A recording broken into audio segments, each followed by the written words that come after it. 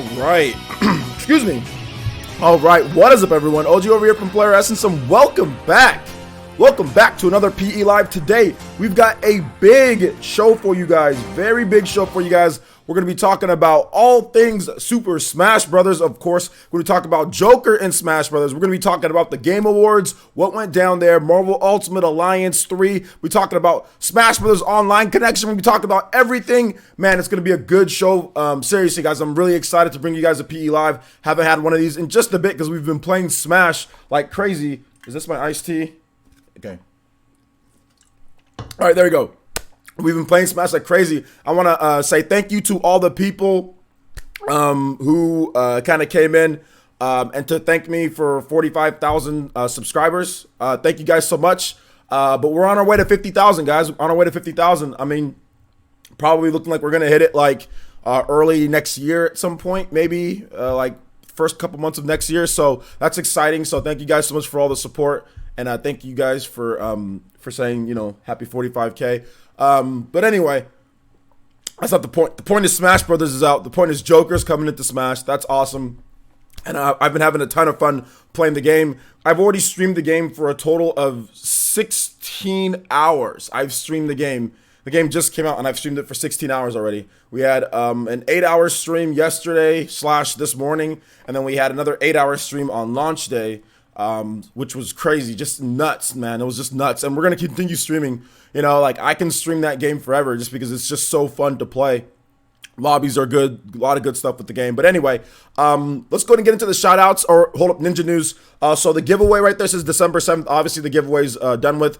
I just emailed the dude who won, so we'll see if he gets back to me. If not, that's okay. But I do want to announce that we are going to be having another Super Smash Bros. Ultimate giveaway very soon here. So look forward to next week and more details on that. Make sure you follow me on Twitter in order to get more information on that, or when we're going to be doing the giveaway. But yeah, the next Super Smash Bros. Giveaway will be next week. Shout outs to Destiny, FOMO, and Joey V for supplying some of those codes there for the giveaways that we're going to be doing for Smash Ultimate. So look forward to that, guys.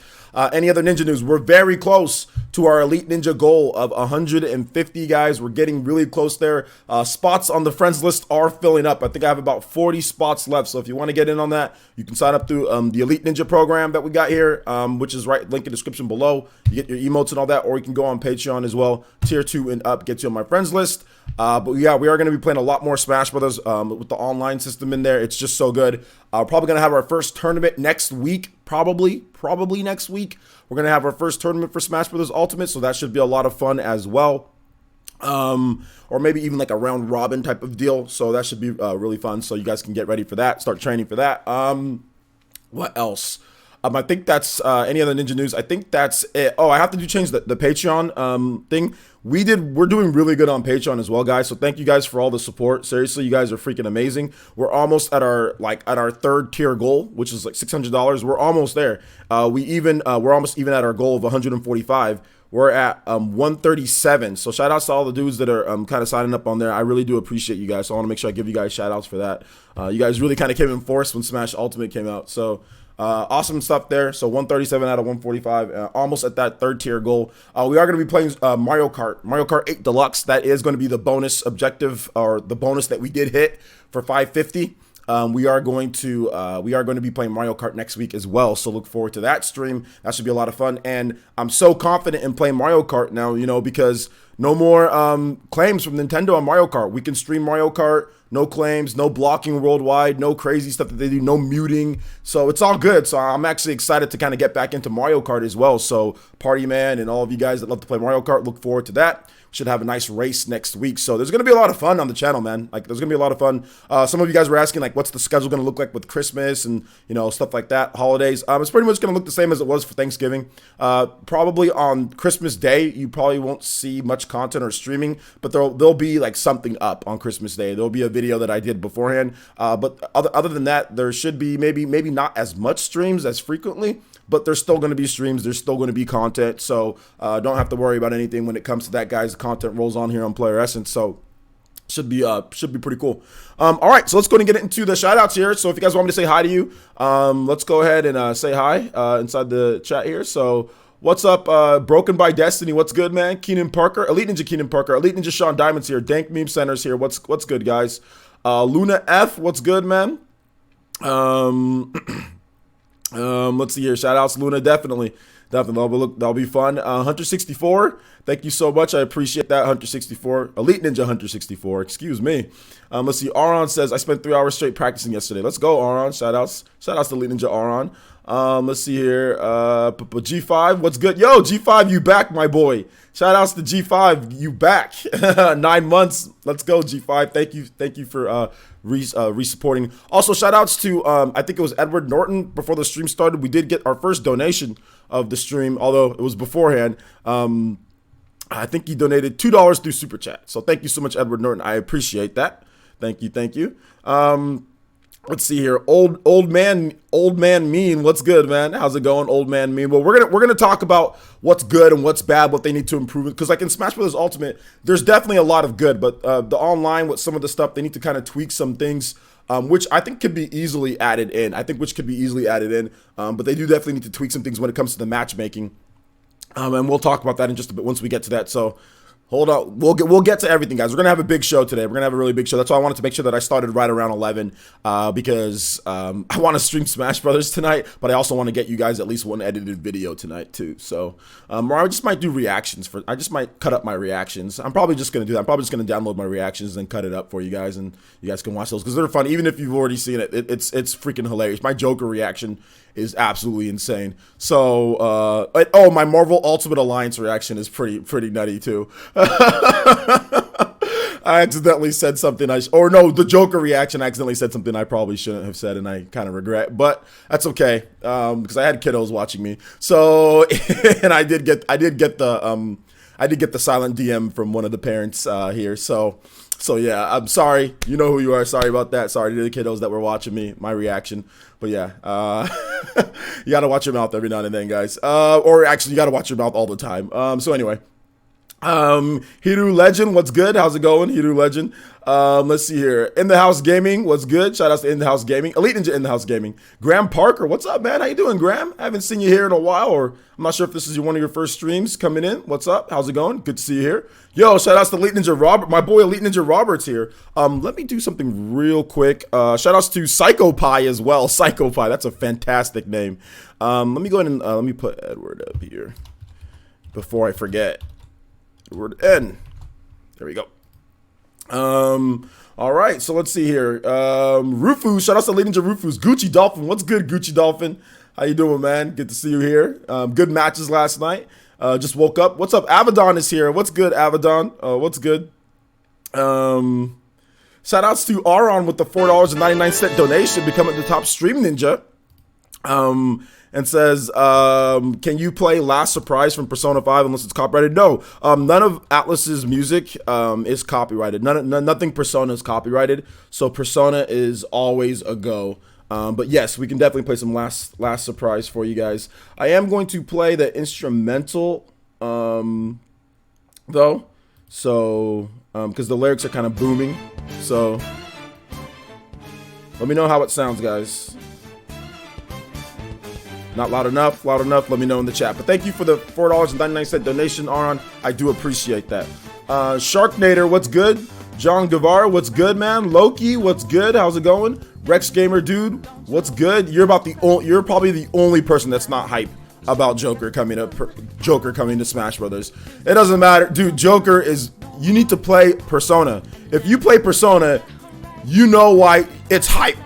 Joker is one of the coolest characters ever. Like, powers wise, that game just has so much style. Like, when you actually probably see him, trust me, he's hype, because he has awesome powers, dude. Like, I can't even fathom what they're gonna give him. It's gonna be dope to see Joker in there. That's an extremely hype announcement. That's super hype. That's actually one of the most hype announcements ever, is Joker, because of his unique power. You know, I'm actually way more hyped. Like, that announcement is actually more hyped than like King K. Rool and some of the other announcements that we've gotten. I think it's right up there for me with like Shulk and like Cloud. That was a very good announcement. Very, very good announcement. Shout outs to G5 Toby Essence. G5, do you know how to use Streamlabs, my boy? What are you doing giving YouTube $3? Shoutouts to G5 and says, screw that, man. I'm a top ninja. LOL. Play Stranger. Stranger, I remain from Metal Gear Rising. If it's copyrighted, play the instrumental. Okay. Yeah, Metal Gear Rising music is Konami, so I'm not going to play anything from Konami. So yeah, I'm just going to kind of sit back from Konami, but if you have a different song from something else non-Konami, then let me know. But Konami has been known to copyright the hell out of things. But shoutouts, we're gonna go ahead and get your name as the top stream ninja. G5 Toby Essence, thank you for the $10 donation, my boy. I really do appreciate that. Yo, what's up, Aiden Quinn? How's it going? Tetsuyo, what's up, man? How you doing today? Good to have you here, man. Let's see here. WeAm Gamers here. Elite Ninja WeAm Gamers here. Let's see here. Mr. Ukaze, what's good? Sharknader, what's good, man? Five Nights at Freddy's, what's good, man?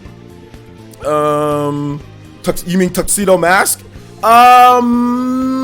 Yeah, it makes sense. Like, yeah, it makes sense. Tuxedo Mask is actually pretty cool, though. He's a pretty cool dude. He's smooth. I like Tuxedo Mask from Sailor Moon. Let's see here. My break is over. I have to go. All right, take it easy, Aron. Thanks for coming out to the stream, man. We'll see you for the next one. Let's see here. Akasheo, what's good, man? Yo, Gucci Dolphin coming through with the almost Toby Buster off to the side here. Yo, $11 from the Gucci Dolphin. 11 bones, and he says, G5, this is how you do it, my boy. Play One Winged Angel, please. All right, we'll get all you guys' music going. G5, what else did you say that you wanted me to play? Let me see. I don't know what else G5 wanted me to play. We're going to play this last surprise for a couple more minutes. All right, so let's see here. Let's keep it going. Let's see. Anybody else that I missed? Jump Mom. What's up, Jump Mom? Elite Ninja Jump Mom's here. Markel Hawthorne is here. What's good? What's good? What's good? Renze, what's good? Yeah, Gucci Dolphin throwing out that shade, my boy. Shout out to Gucci Dolphin. I actually got my first chance to actually talk to Gucci Dolphin in our stream last night.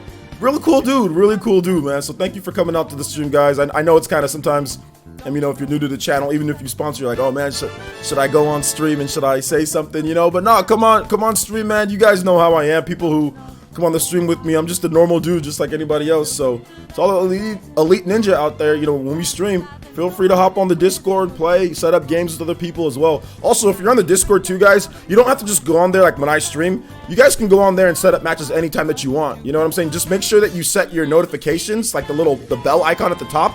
Just set it to where it pushes notifications to your phone. So if you have like a tablet, or if you have a phone, or even on your PC, just make sure you set that, and you'll get notifications anytime somebody wants to, like, try to use the Smash Brothers text chat. Try to use it to where, like, oh, here's what I'll do. I'll set up like another Smash Brothers like challenge text chat there, so you guys can go in there. If you want to play, you can just say, hey, and does anybody want to play? And the Smash Brothers challenge text chat, and then you know, and then you guys can use that to set up matches easier. So yeah, I'll set that up for you guys, and then just make sure that's notified, and then you can get a notification anytime somebody wants to play. All right. Also, shout out to Fairy Tiger with the $1 donation with that shimmy. Let's go. And he says, play Smash Brothers Ultimate Brinstar Depths. Okay, so let's go and let's get some of this music going before I completely mess up. I don't know what G5 wanted me to play. I don't think he said anything else to play, G5, so I'm gonna skip over until you find something. What's up? Shout outs to Elite Ninja Ataki. Elite Ninja Ataki's here. How's it going, my boy? Good to see you here, like always. Let's see here. Gucci Dolphin says One Winged Angel. All right, One Winged Angel. All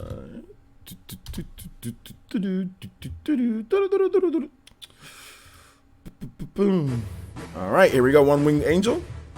All right, let's see who else is here. Did I miss anybody? J2 Blue. Elite Ninja J2 Blue is here. Trey Atkins, what's good, guys? Good to see everybody here following through. What's good? What's good? What's a Toby Blaster? Antonio says, what's a Toby Blaster? Okay, so basically what a Toby Blaster is that, like, you ever watch the show Naruto? Naruto, there's a move called Rasengan, okay?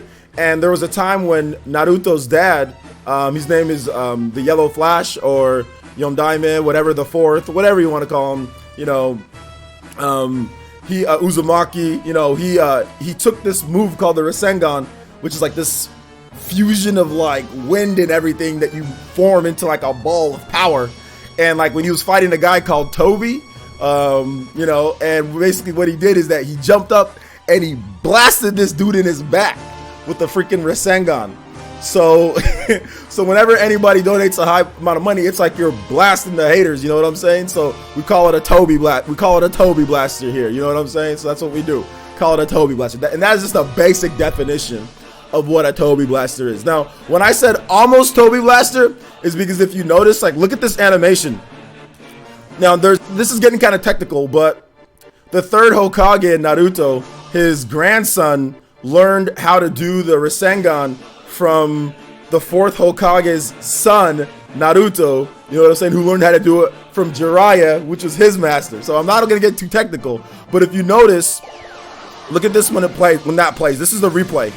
Look, he does the same move, and look, you think that you hit him. I say almost Toby Blaster, but he misses him right there. He goes right off to the side and misses the guy. You know what I'm saying? So he almost got a Toby Blaster because officially a Toby Blaster is $15. So you almost got there. Anything up from 10 to there, almost Toby Blaster. So you went right off to the side, almost got it, but still pretty impressive. So it's basically, at the end of the day, it's just a fun little thing that we do on the channel whenever somebody donates. So just to kind of whatever, you know what I'm saying? Yes, Gucci Dolphin, you are the top stream ninja. Yes, let me go ahead and get that going. You definitely are. So yeah, that's basically how it is. Hopefully I explained that to you guys, right? You can't think of nothing that's not Metal Gear Rising? Okay. Okay, hey Rex Gamer dude, man. Look, I've been trying to let you, this is not one of those type of streams, okay? I think you're mixed up with like PewDiePie or somebody else. This is not one of those streams. You're being ridiculous. You've been being ridiculous. So I'm gonna time you out, man. One more time out, we're gonna have to hide you, man, because you're being ridiculous, okay? Like, just chill, homie. Just chill, okay? So one more time out, we're gonna have to hide you for the day, and I'll unban you later. But you seem really riled up right now, man. So just relax, okay? Just relax. Take a seat. Calm down. Enjoy the stream, man. Enjoy the stream. Seems like you came here angry. You know what I'm saying? Like you came here self-promoting and doing weird things. Just relax, man. You're really wired right now. Take a chill pill. Go grab some water. Make a sandwich. Just relax and enjoy the show, bro. All right. All right. So let's go ahead and let's why Badcraft said ceiling G2. We hit him with that ceiling G2. Is that what a timeout is, dude? Bro, hit him with that ceiling G2. Oh man, shout out to Why Badcraft. That was actually pretty funny. All right. So let's go and let's continue with the show here, guys. Let's start off with Joker in Super Smash Bros. Ultimate. This was announced at the Game Awards 2018. Extremely hype announcement, in my opinion. The reason why Joker's hype is because Joker is hype. You know what I'm saying? The reason why Joker's hype is Joker is hype. And this is something that, dare I say, we never saw coming. Dare I say, you'll never see it coming.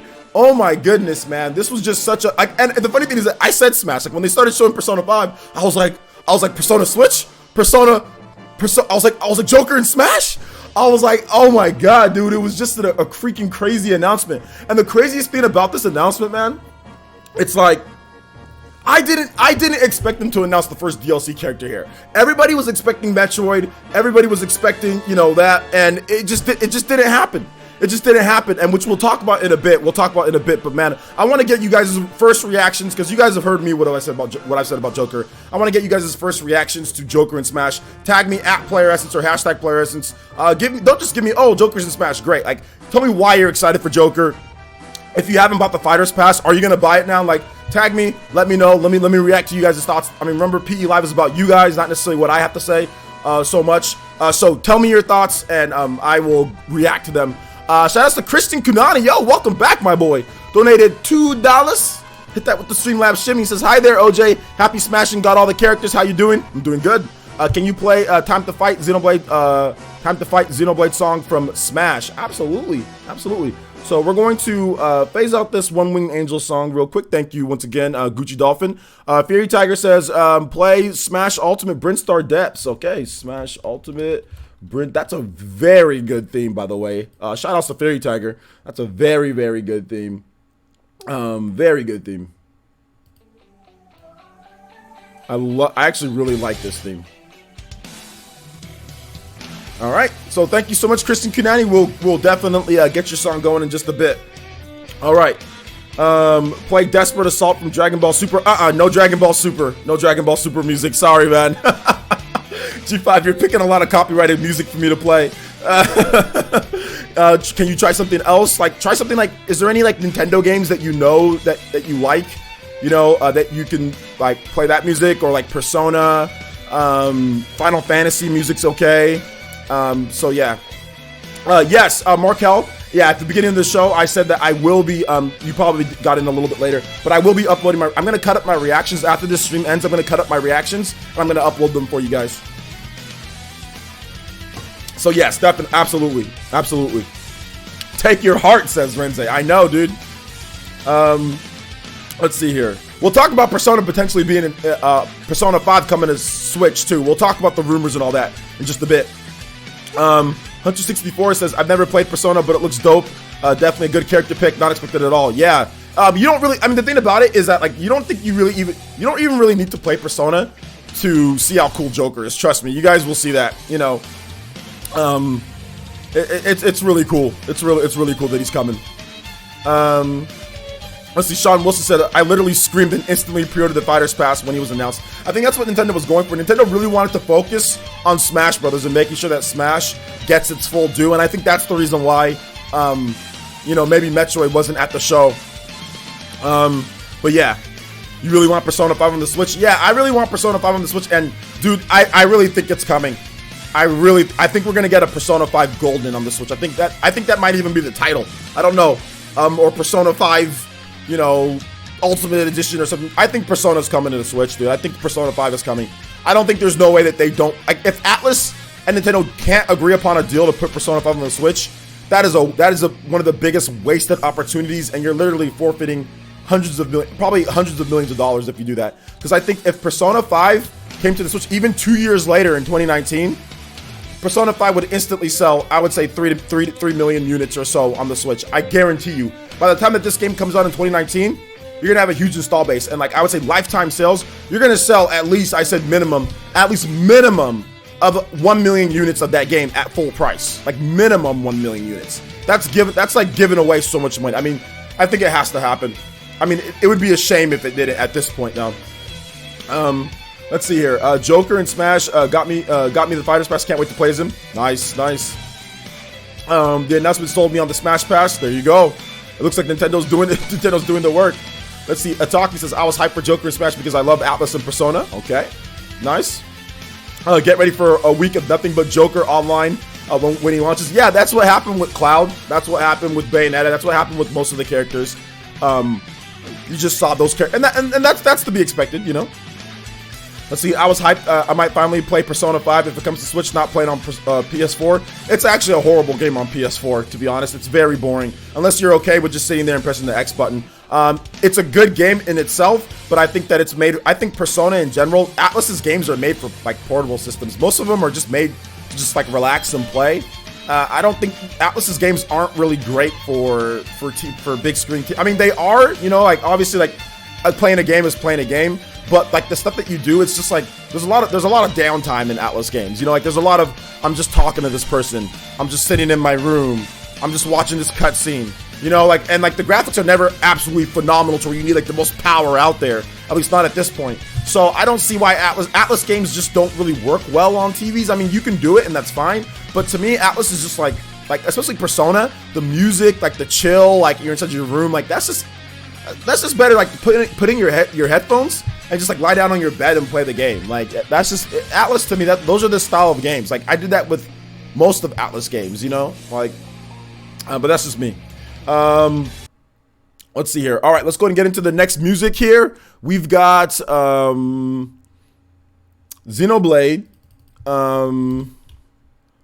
Time to Fight.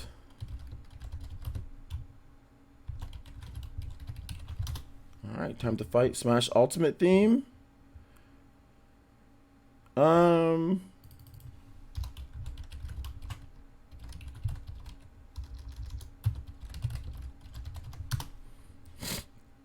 That theme isn't coming up normally, so I can't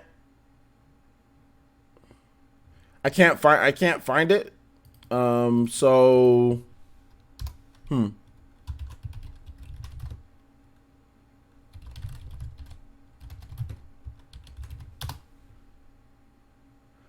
All we've got is Smash Wii U, so I'm pretty sure it's in here, but nobody's made a normal, nobody's cut it, you know, yet for Smash Ultimate, so we're just gonna have to go with this one if that's okay.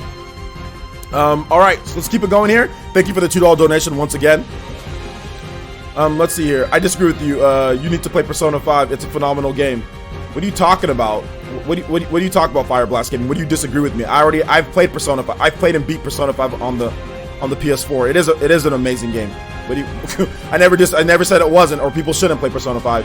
Let's see. Renze says, love that they included Persona in Smash. Persona 4 hit me to the core, and 5 did the same. Nintendo just keeps impressing. They got the Fighters Pass bundle and Smash, and do not regret. Yeah, exactly. It's really good. VCIPZ, I'm doing pretty good today, man. How are you? Let's see here. Golden wouldn't work to Persona 5 due to the color set, but I feel you. What do you mean do the color set? What does that mean? T-Dude says, I personally believe Atlas is gonna cut the Sony exclusivity on the Persona franchise. Well, we don't know if it was a timed exclusive in the first place, so it could have been a timed exclusive just overall.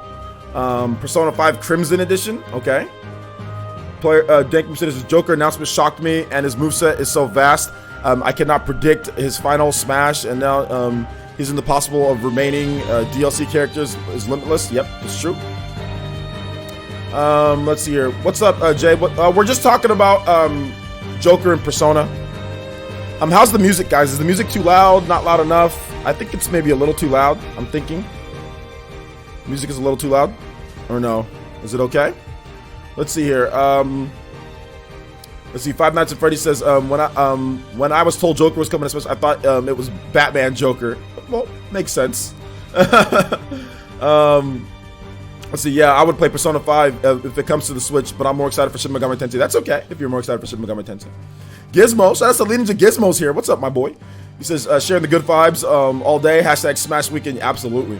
Big Mo says, yeah, I agree. The only reason I played Persona 4 was because it was on the Vita. Yeah, I actually enjoyed Persona 4 a little bit more than I enjoyed Persona 5, just because I played Persona 4 on the Vita, and it was cool because it's like a dedicated handheld, and it was great to play on there. Like, I played Persona 5 on my Vita as well, but I played it through remote play, and it was trash. It was like freaking, sometimes it was like laggy. If somebody else got on the internet, like, it would mess it up. Like, I really didn't like playing Persona 5 like that. I mean, it's still a great game, and I love Persona. I'm not counting it against the game. I'm just saying the method of how to play Persona games, I think it's a lot better playing like handheld, you know. But that's just me.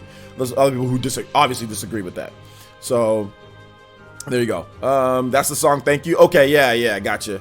Okay, yeah, you said Time to Fight from Xenoblade. Okay, you didn't say Smash Ultimate, so yeah, there you go. Let's see here. Let's see here. Sean Wilson says Persona 4 was all yellow, hence why it was called Golden. Crimson or Ruby could be a better for Persona 5. Okay, that's what you're talking about with the color. Okay, so Crimson or Ruby. Okay, cool. That's fine. That's cool. Crit Astra says, hey, OJ, or hi, OJ. Remember that you said that you doubt that Persona 5 could come to Switch? Good times. I did say that.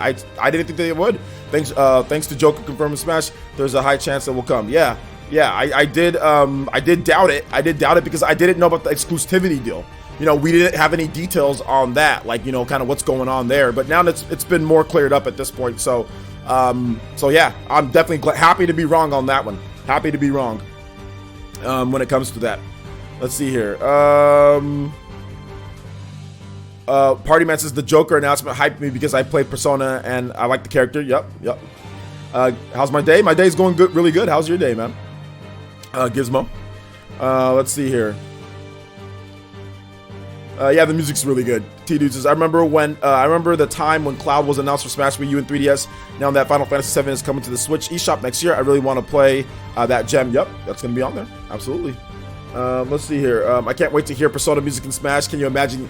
Yeah, it's gonna be pretty lit, guys. I'll be honest. Like, it's going to be pretty freaking lit with the Persona music in Smash. Hopefully there's like a good amount of. Hopefully there's like, you know, like 20 or 30 tracks or something like that. There should be some good stuff, man. There should be some good stuff. So yeah. Oh man, we're gonna have to use another sealing jutsu. We're gonna have to use another. Oh snap! Oops, I sealed the wrong person. Sorry, sorry, I did the wrong sealing jutsu. I did the wrong sealing jutsu on the wrong person. Sealing jutsu on the wrong person. Dank meme, no! Dank meme, no! Oh my gosh, did the wrong sealing jutsu. Oof, my bad. Press F to pay respects to Dank meme. Dude, that's the second time that I've accidentally sealing jutsu Dank meme recently. My bad, dude. Press F for Dank meme. Oh my gosh, they need to make it to where like you can see, like to where you can time people out or whatever. Like you don't have to press like the little buttons on the side. Like you can just like, it can go like right to the left of their name, not all the way to the right, but to the left of their name. So yeah, sorry about that, Dank meme. 300 seconds. You'll be back soon. Dank meme. It's like don't worry guys. This is just temporary. This is just like Tien. Remember when Tien was tri-beaming Cell? And Cell just kept on coming back, you know. I'm just tri-beaming him just for a little bit, so we're just gonna delay him. He'll be back. We're just doing like Tien's tri-beam that never killed anything. You guys notice how Tien, dude? What was the tri-beam? What did it do? Like he hit Cell with like 30 tri-beams, and it literally did nothing to him but push him back. Like, remember when Tien was hitting Cell with them tri-beams, dude? Did absolutely nothing. That pissed me off when I was a kid, because I thought Tien was cool. I was like, oh yeah, this guy Tien, because like you remember Dragon Ball, Tien was actually somewhat good in Dragon Ball. He was like one of the strongest. So I mean, when Dragon Ball Z came, I was like, oh yeah, Tien. You know what I'm saying? Like Tien's gonna be dope. Tien was garbage, man. It did kill someone. It killed Tien. Oh my god, who's more garbage, Tien or Chaozu? Who's more garbage? I think Chaozu. Chaozu is garbage, dude. Chaozu's pretty garbage. I would put Yamcha. Yamcha's garbage, but yo, Yamcha in Dragon Ball FighterZ, Yamcha's actually freaking good. I was watching a professional player. His name is Hook Gang God. He's sponsored by NRG, the same team that sponsors Nairo from Super Smash Brothers, from Smash Brothers, basically. And Shaquille O'Neal owns the team. And I was watching Hook Gang God play Dragon Ball FighterZ. He's one of the boring streamers that I like, and I say that he's a boring streamer because it's just a really like low key type of stream. But it's so boring that it's good. Like he'll say certain things and he'll do certain things, but it's just like a low key chill stream, and he'll play at weird times. But yo, man, I was watching Hook Gang God, man, and this dude has a Yamcha. This Yamcha is freaking moving, man. He is moving in there. You know what I'm saying? Like, it's pretty dope. It's pretty dope to watch his Yamcha in there. And like, there was another dude that he was fighting against that he was using Tien. His Tien was moving too, man. They're garbage in the actual anime, but in the game, Dragon Ball FighterZ, Yamcha's dope. Yamcha's dope, and Tien's not bad either, I guess. So yeah. Let's see here. If Mr. Satan knew how to use Ki, he would destroy Yamcha. If he knew how to use Ki, yeah, that's if he knew. Let's see here. Crash says, here's the thing. The graphics would work really well. Fire Emblem 3 Houses is a similar art style, plus RPG work very well on the Switch. Okay, what do you talk about again, dude? All right, so let's go ahead and go back to Joker and Smash Brothers. I think we should move on to the rumor of Persona 5 coming over to the Nintendo Switch. So let's talk about this, guys, because this is an interesting rumor. It comes from a writer from... he writes for Persona Central. He writes for a couple other different sites. And he stated that, let me make sure I get the actual, like, what he said. I don't want to miss say like what he said in there. But let me double check. Let's see here. I think it was, the article was on Go Nintendo. Okay, so here is the rumor. The rumor, it comes from Mystic Distance, who's a translator and secondary writer for Persona Central, KH Insider, and other sites. So here's what he had to say. He said that Persona 5 is coming to the Switch in 2019. The game will be announced the day Joker becomes playable in Super Smash Bros. Ultimate. So they'll probably have pre-orders, ready to go. So if you, and maybe they might even do a discount. Like if you have the Fighters Pass, maybe you get like a discount if you do on digital on the eShop. They can do something like that, or maybe you get double the reward points for pre-ordering Persona 5 that day digitally or something like that. This version will have a new title. So it can be like you guys were saying, you guys corrected me on, not like the Golden, but Persona 5 Crimson or Persona 5 Ruby, something like that. It will also contain adjustments to the game, additional aspects to the scenario, and other wanted additions. So that's exactly like a Persona 4 Golden type of situation. The Switch port has been under consideration since mid-2017. The game's name is based on one of the domains Atlas recently registered. So the two domains Atlas has recently grabbed but not used is Persona 5U JP and Persona 5R JP. So that's what I think somebody was saying, that Persona 5R, so it can be a Persona 5 Ruby edition for the Nintendo Switch, which would match the color scheme like you guys were talking, which I should have brought up, which I didn't bring up because I wasn't thinking correctly, because I was so hyped about the announcement of Joker coming to Smash Brothers. So yeah, real quick guys, remember to hit that like button. We got 200 people watching at this point, right around 200 people. So if you just joined in, we are talking about the rumor of Persona 5 coming over to the Nintendo Switch. There was actually a rumor from, I would say, a credible source, Mystic Distance. I don't think he'd lie. Like I said, he works for a number of high-profile sites, Persona Central and KH Insider. So those are definitely sites out there that don't throw around rumors and stuff. They like to do their research. So yeah, that's why I reported on it.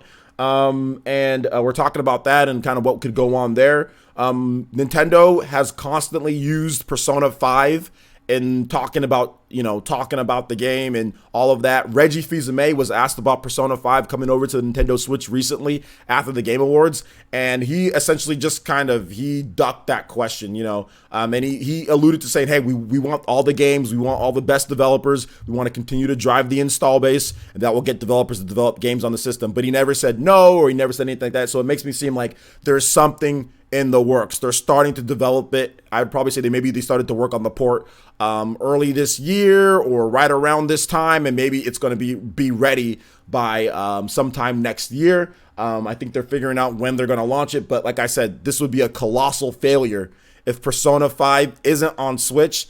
Like Mark L. Hawthorne said earlier, no ifs, ands, or buts at this. Like earlier, I was skeptical about it. You know what I'm saying? I was like, you know what? I don't know. We don't know the exclusivity deal. But now that Joker is in Smash Brothers, there's no ifs, ands, or buts about it. This would be a colossal failure if Persona 5 isn't on Switch. It would just be a failure in every single sense of the way. So I want to hear what you guys have to say. If you want to say something about Persona 5 potentially coming over to the Switch, the rumor, please tag me at Player Essence, hashtag Player Essence, and I'll be more than happy to read off your comment and react to what you guys have to say. So let's see here. So Crit Astra says, wait, hold up. Let me go back up. Let's see. Here's the thing. The graphics work really well. Okay, I think you're talking about Persona. Okay, Crit Astra, you were talking about Persona 5. Okay, I got you. Let's see. I am behind. Am I behind? Okay, no. What is your whitelist that I'm not announced? Rocky, I don't know what you're talking about. Wish list. That's more of a random question. I'll probably answer that at the end. So hold on to that question, Rocky. That's a good question, dude. Hold on to that. And we'll talk about that maybe at the end in the open Q&A, dude. But that's a good question. Let's see here. Markel says, if Persona 5 came to the Switch, I would buy it in a heartbeat. Absolutely. Let's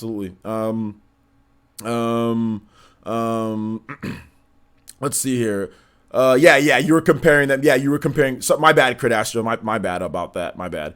Let's see. Hopefully Persona 5 becomes Persona 5 Ultimax. The Persona fighting games were super clean. Okay, so you want a separate fighting game, Sean Wilson? So I think maybe that's what they were talking about, Persona 5 Ultimax. But there's already Persona, or what was it, Blaze Blue Cross Tag Battle. So I mean, I don't know if there's ever going to be another Ultimax, but maybe there is. Maybe that's the reason why they registered the U at the end of it. Persona 5 Ruby or Persona 5 Ultimate, pick one. Well, it might be Ultimax, like Sean Diamond was saying there, or Sean Wilson was saying. We got a Sean Diamond, we got a Sean Wilson. Both of you guys are Elite Ninja. My bad, I mixed you guys up just for a second there. GC, which I think stands for game. Does that stand for GameCube? Says, I would love to play enhanced version of Persona 5. I love it. It's my favorite Persona. Yeah, it's pretty good. It's funny because I think Persona 5 is the best Persona game, but I had more fun playing Persona 4 because of the style of play on the Vita. But I think Persona 5 is the better game, though. I think. Persona 4 is really good, though. My boy, you. The Battle of the Shans. Battle of the Shans. Let's go. You guys have any thoughts on Persona 5? I mean, I think you got a lot. Nobody's tagged me and said some more stuff here. So, yo, shout out to Dake Me and welcome back, my boy. Sorry about that ceiling jutsu that I casted on you. Sorry about that. Let's see here. Players, I think the game will be called Persona 5 Deluxe. Well, they didn't register any names for that, but I think that's definitely a possibility, right? Markel says, players, since considering that Nintendo were the ones to choose to put Joker in Smash, it has to come. I mean, like, you know, Markel, I mean, I would say, yeah, that would be the logical line of thinking. Absolutely. I think that Nintendo, obviously, if they're going to pick that, there has to be some type of other business dealing with it. There has to be something. If I was Nintendo, like, I would pick crazy characters, but I'd say, hey, this is how we're going to make money. I mean, because it's all at the end of the day, it's the business, right? So let's talk about the business aspect of it. Maybe Nintendo's going to go out to developers who don't have their games on the Switch, like Kingdom Hearts, right? Like Sora. Like, hey, we're going to put Sora in Smash. Let's work on a deal. But put your game on there. We'll announce pre-orders for the game, like right as the character goes live. You know what I'm saying? Like we'll hype it up to where not only do we make money off the Fighters Pass, but then you guys can get pre-orders like popping real quick. So I think that Nintendo would be smart to do it in a business sense way. Like go out there, get Sora, go out there, get Joker, get these characters from these games that aren't on the Switch yet, like these big name characters that aren't on the Switch yet, and then make sure that they say, hey, but you've got to get a port going. You know what I'm saying? Like you got to get a port, started, or maybe we can talk about it. Because I think all the Japanese companies are already thinking about it. Like all the games that aren't on the Switch yet from Japanese developers, I can guarantee you all of them are trying to think and figure out ways to get their game on the Switch. I don't think there's a single Japanese developer out there that's saying, you know what, let's not put our games on the Switch. Like we're not, like the Wii U, they just said no. Like the Wii U, they're like, we don't want to develop on this thing. It's not selling in our home country. We can't think of any ideas for the gamepad good enough. I mean, like we're in flux. We're in this weird area between PS4, Xbox One. That's going to take a lot. Well, not Xbox One, but PS4. Like so like the Wii U just came at a really weird time for Japanese developers. They weren't even ready to move on to the PS4 and the PS4 and the Xbox One and the PC. They weren't even ready to really move on to that. And then the Wii U comes out. They're like, okay, well, should we develop in this? Like, how was it going to do? Then like the sales aren't very good. So that put Japanese developers in a bind. So they're just like, you know what? Let's just develop for PS4 and 3DS. That's what a lot of Japanese developers just said. PS4, 3DS, until we figure out what the hell we need to do. And then a lot of them said, okay, yeah, PS4 is the system that we need to develop on, and 3DS. And then once the Switch came out, they were still a little tentative because like, man, we just had this whole Wii U situation. But that's kind of what happened. It just kind of put them there. But I think at this point now that the Switch is established, they know that Japanese consumers want it. They have a base. Like Nintendo is instilling confidence. And that's the reason why Reggie said, hey, we have to continue to grow the install base. That's the most important thing, is growing the install base, getting developers to believe in us, because a lot of developers lost confidence in Nintendo after the Wii U. So that's the biggest thing, and that's how we're going to get a lot of these games, like Marvel Ultimate Alliance 3, which we'll talk about that. That's how we're going to get like a lot of these, what was it, like the Dauntless, that Epic game is coming over. Nintendo made sure that Mortal Kombat 11 came over, like something like Mortal Kombat, that's not, that didn't come to the Wii U, you know what I'm saying? So, I mean, we got Injustice, but that was just Injustice. Like, so, that's the thing that, that's the most important at this point, that's the thing that's most important. Let's see here. So, good comment. Markel. Let's see here. Fireball says, OJ, I would buy, I think you meant buy Persona 5 if it comes to Switch. Persona 5 is one of my favorite games of all time. Yeah, it's a really good game, dude. Does Sony have a stranglehold on Persona 5? There's an exclusivity deal, but I don't know if it's a time. I'm thinking it's a timed exclusive. I don't think it's an outright exclusive, because if it was an outright exclusive deal, I don't think Joker could be in Persona 5, and I don't think Joker could be in Persona Q2 if it was an outright exclusive deal. You know, like an outright, you know, hands down, this is PlayStation only. I don't think Atlas could get. I don't think they can get around things like that. But you know, I think it's a timed exclusive. That's what I think it is. I think it was a timed exclusive deal. But I think it was a lofty. It was like at least a minimum of a year. You know, minimum of a year. So that's what I think. But I have, guys, this is just me speculating. I have no idea.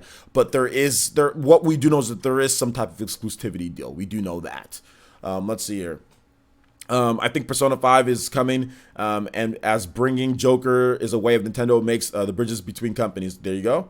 I never played Persona. Psychopath says, I never played Persona, but now I want to because of the Joker reveal. Yeah, exactly. That's the whole point, right? And Nintendo's doing the Birdman right now along with Atlas. That's exactly what they want to see. People that have never played Persona, but they want to know who this character is because he looks dope. You know what I'm saying? And they buy Persona because he's in Smash Brothers. That's exactly what Nintendo's looking for, you know? Antonio says, every RPG like Persona 5 should be on the Switch. Too bad Persona 6 will probably be a PlayStation exclusive. I don't know if Persona 6 would probably be a PlayStation exclusive. I don't think there's anything to show that right now at this point, because recently Atlas did a survey about what would you like to see, like what systems would you like to see Persona come to in the future, and they listed all the different systems there. If you look at Persona 5 and how it performed on the PS4 and the PS3, it was good, but for the amount of systems that are out there, technically speaking, Persona 4 Golden did better, because the PS Vita, Persona 4 Golden, that game was on an install base of, 16 million with the PS Vita, and that game sold over 1 million, whereas you're on an install base of, with the PS3 and the PS4, you're on an install base of like 100 something million, and you sell, I think they're at 3 million or so, or like a little, which is still really good, but look at the numbers here. Look at PS Vita, and that, I think that the ratio just kind of shows you like how people want to play Persona portably. So that's what I'm trying to say. Like, yes, obviously Persona 5 is the most successful Persona game of all time, and it's great, but the install base was astronomical that it was on, you know, and the sales should have been more astronomical than they were. I mean, like I said, the ratio is just not very good. So I don't know if Persona 6 is like, it's probably or guaranteed. I wouldn't say that at this point. Let's wait and see a little bit more. Maybe we get some hints of where it's going to be at, but right now it's up in the air. You never know. Nintendo could swoop in and say, we want an exclusive, you know, or I think that there's a lot of things that still affect that, right? In terms of Persona 6, like if Persona 5 comes out on the Switch and it just slays it in sales, do you really think, will Atlas take an exclusive deal for it? You never know. They probably might be thinking, wait a minute, hold up. We might want this to be on Switch, you know, we might want the launch day and date. So business is fluid. It's not something that's always set in stone. So I wouldn't necessarily say that. There needs to be things happen. And when things happen, that can change outlook on things, on stuff. You know what I'm saying? Like when things happen, if sales are really good, that changes the outlook on stuff, you know? So I wouldn't say that right now. And it's like, probably, no, not yet. We need to wait. We need to wait for more information before we say that. There's just not enough info. Shout outs to Joseph Blankenship with the subscription. Thank you so much, man. Appreciate that. Welcome to the village, homie. Let's see here. Let's see. Grubby Canadian says that's a smart strategy. Yeah, absolutely. Let's see here. Kradash says, "Oh my gosh, I have a crazy character that come. How would you feel if Nintendo announces Sub-Zero in Smash?" I know. Andre Wine was talking about Sub-Zero in Smash or some type of Mortal Kombat character, and that'd be dope. That'd be absolutely dope if Sub-Zero or Scorpion were in Smash. Yeah. Five Nights at Freddy says Marvel and Nintendo are doing business, and Marvel is part of Disney. So for Smash confirmed, no, not really, but hey, we can all hope, right? Gizmo says haven't finished Persona 5. Adding Joker is a great move, not only for Smash but also for Persona. For those who didn't know about the series, absolutely. Grubs, my boy Grubbies says all these people begging for games better go out and buy all these games that we're begging for. Yeah, that's true. You know, I'm gonna do it. I'm gonna go out there and I'm gonna buy Persona when it comes over. So I'm gonna buy Mortal Kombat just to support the cause on Switch. And I'll get a review copy. I'm gonna Marvel Ultimate Alliance, which we'll talk about in just a bit. I think you guys still want to talk about Persona, or should we move on? Should we move on? Maybe a little bit more, because I know you guys are still talking about stuff here. So let's see here. I agree. I really think that these type of games work better on a hybrid. Absolutely. Because Antonio, I mean, the cool thing about it, like the hybrid is like, okay, if you want to play Persona like you play Persona on PS4, you can do it on the Switch. If you want to play Persona like you play Persona 4 Golden, you can do it on there. You know what I'm saying? Like, it's really cool. And for the people that are saying, oh, well, yeah, I remember some people were like, oh, well, the sales, blah, blah, blah, sales. It's like, okay, well, did you guys know that Persona 4 Golden outsold the original Persona 4? Did you guys know that? And Persona 4 was on the PS2 with an install base of like, you know, over 100 million, you know, like 160 people, you know, 160 million, sorry, or whatever. I know there's a lot of broken PS2s in there. So, but anyway, let's just say at least 75 million unique PS2s or 100 million unique PS2s. And Persona 4 Golden actually outsold Persona 4, you know, so there's no reason why that, like, if Persona 5 Ruby comes out on the Switch, that it couldn't literally blow Persona 5 sales out, even though it was years later on the PS4. And like I said, that would change the outlook. It's not just about sales. Oh, who's better? Switch sold more. It's not about that. I'm saying, like, it would change the outlook of what Atlas thinks, because Atlas thinks in their mindset, Persona PlayStation. That's where our fan base is. That's where we're going to focus everything. But if the narrative changes because of sales, then that's no longer going to be a thing. You know what I'm saying? That's no longer going to be a thing that Atlas is going to automatically say, okay, Persona PlayStation, because they do have limited time and resources. That's something about Atlas, guys. They are not the biggest developer out there. They don't have, you know, they don't have Ubisoft-sized teams. A lot of people look at Atlas and they think that they have all this money and all this stuff to where they can create games all simultaneously. They don't. Atlas isn't. Atlas is a really big indie developer. That's really what it comes down to. Yes, they're owned by Sega. They're not really an indie developer, but to be honest, they're almost like an indie developer. You know what I'm saying? Because Atlas, they were owned by some sketch as hell company before they got bought by Sega. The company that owned Atlas was Super Sketch, okay? Super Sketch. Atlas does publishing themselves, but they're not huge. You know what I'm saying? They're not this huge developer that can make games like Nintendo or like Sony or like Microsoft or anything like that, you know? They can't do that. They can't do that. Yeah, dude, John Paul, Jesus, man. Come on now. Hey, guys, can we get a big... You're done! You're done, done. Come on, man. Come on now. Thanks, G5, for being on point there. Anybody who promotes violence like that, guys, just outright ban. Like, if somebody says something like what John Paul said, just outright ban. No timeouts. Just outright ban with something like that. Outright ban. No, I have no tolerance for that. We got families that are watching this and stuff, man, and that are in the chat. So none of that.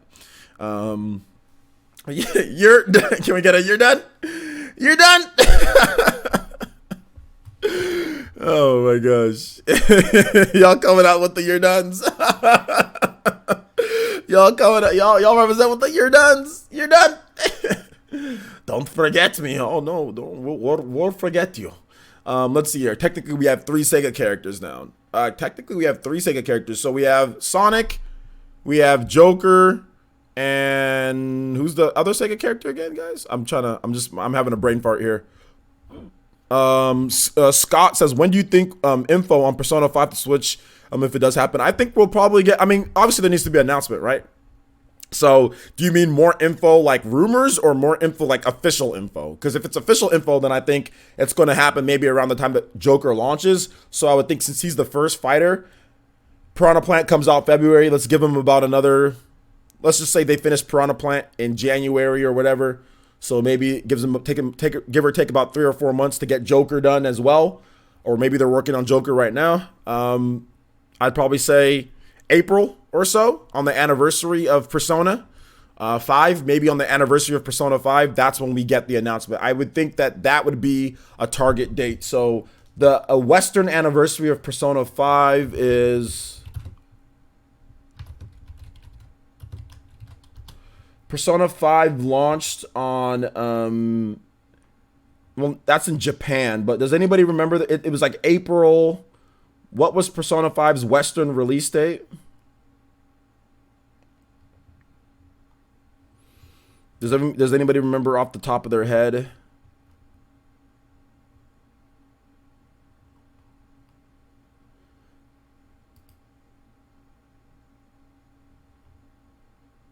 April 4th. April 4th. So I would say that we will probably get an announcement if I had to. April 5th. Okay. Bayonetta. You're right. Bayonetta is the third Sega character. You're right. Bayonetta is the third Sega character. There you go. So yeah. So I would say that we'd probably get an announcement on I think Joker's going to release on April 4th / April 5th. And I think we're going to get the announcement for for Persona 5 on Switch April 4th or April 5th. I think that's when it's going to happen. Let's see what you said. Wise words and wise men said, "Oh, why are you asking me? Just use the internet." Well, I did use the internet though, because I was trying to look it up myself and I couldn't find the exact date. But yeah, I did. I looked up a Kotaku, a Polygon article that said April 4th. So I looked it up myself, but I also said, chat, if you guys know it off the top of your head, go ahead and do that. But I did look it up too. Let's see here. Let's see. Arum says players game and DLC might release the same day. That's true. It could. Yeah, it could. But I don't know. There might be an announcement or not. I'm not really sure because they might want to build up pre-order hype for the game. So you might want to wait before you announce. I mean, it could be a surprise launch, last surprise. But you might want to build up pre-order hype for it. So you might want to just announce it and say, hey, Fighters Pass people get a discount, and then wait a little bit so you can get pre-order hype and pre-order sales, and then launch it. Maybe launch it over the summer if that was the case. But we'll have to wait and see. Just want to say hello. Just want to say hello. Hey, what's up, Dragon Gamer? How you doing, man? I think hold up, K19. Hold up. Just because Mortal Kombat 11 is Unreal Engine 4, they might still need a porting company. There are other Unreal Engine 4 games that have been ported over, using a separate company for them. Just because it's Unreal, they still might need it. They still might need it because, I mean, you have your hands full. Like if you're developing on PS4, Xbox One, and PC, you already have your hands full there. I mean, doing Switch 2 that doesn't have similar x86, because Switch, it's not about Unreal Engine, it's about Switch also, having a different CPU as well, not having the same architecture x86, not being able to handle the amount of data. Like for example, the space. You obviously have to make Switch games smaller. Lower resolution, things like that, so you might still need somebody else to come in and do that, for you. So yeah, but yeah, we have had other Unreal Engine 4 games not ported by the same company who makes the game. We've had it where they've outsourced it. I mean, we've even had indie developers kind of outsource porting their Switch titles because they were just kind of busy and they couldn't do it themselves, So it's just a thing. Panic Button, they're gods at porting.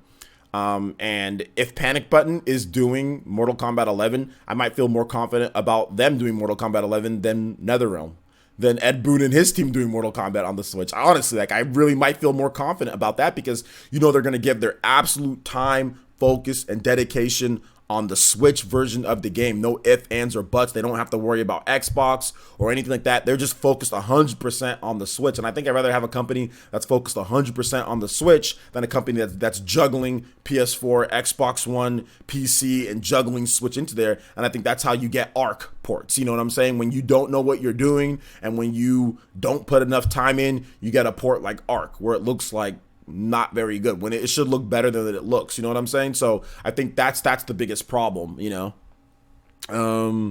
Let's see. Doom Eternal, another by Panic Button is doing Doom Eternal. Yeah, Panic Button's doing Doom Eternal. So the what's it called? Mortal Kombat 11 is going to be 60 frames per second on the Switch. It's not going to be anything less than that. There might be some frame rate dips here and there, but they're definitely going to target. You can't target 30 frames per second in a game like Mortal Kombat. All right, so let's see. Let's want to move on to the next topic. All right, so the Game Awards. We've been talking a lot about different Game Awards. Let's talk about one of the hype announcements from the Game Awards for me, and that is Marvel Ultimate Alliance 3. All of you graphic jabronis can just take a seat next to Uncle OJ and let me explain to you guys the greatness of this franchise and kind of where it came from and what this game is about. Marvel Ultimate Alliance it's a throwback.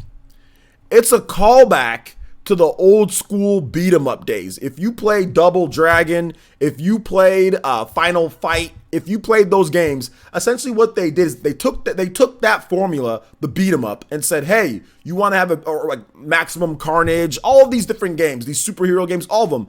They took all the feedback from those type of games, made it kind of like a overhead 3D type of view, and said, hey, you're going to have enemies coming at you, but we're going to give you this. We're going to give you upgrades. We're going to let you level up. We're going to let you do like side quests. We're going to put in all sorts of other different things. So they took the basic formula of a beat 'em up and evolved it to the modern age in the 6th generation. We didn't start seeing these Marvel Ultimate Alliance. There was an X-Men game, X-Men Apocalypse, I think, Marvel Ultimate Alliance. There were some games that kind of came before that, but that was the formula that they made for these games, was the old school beat 'em up infused with some RPG elements. Anytime you hit an enemy, you defeat him, you get XP, you have a skill tree. Each character has an in-depth skill tree with different moves. You can sub out characters, put in different ones. It was a fantastic kind of revolution to the beat 'em up, because at the time that these type of games came out, X-Men Apocalypse, Marvel Ultimate Alliance, the beat 'em up was dead.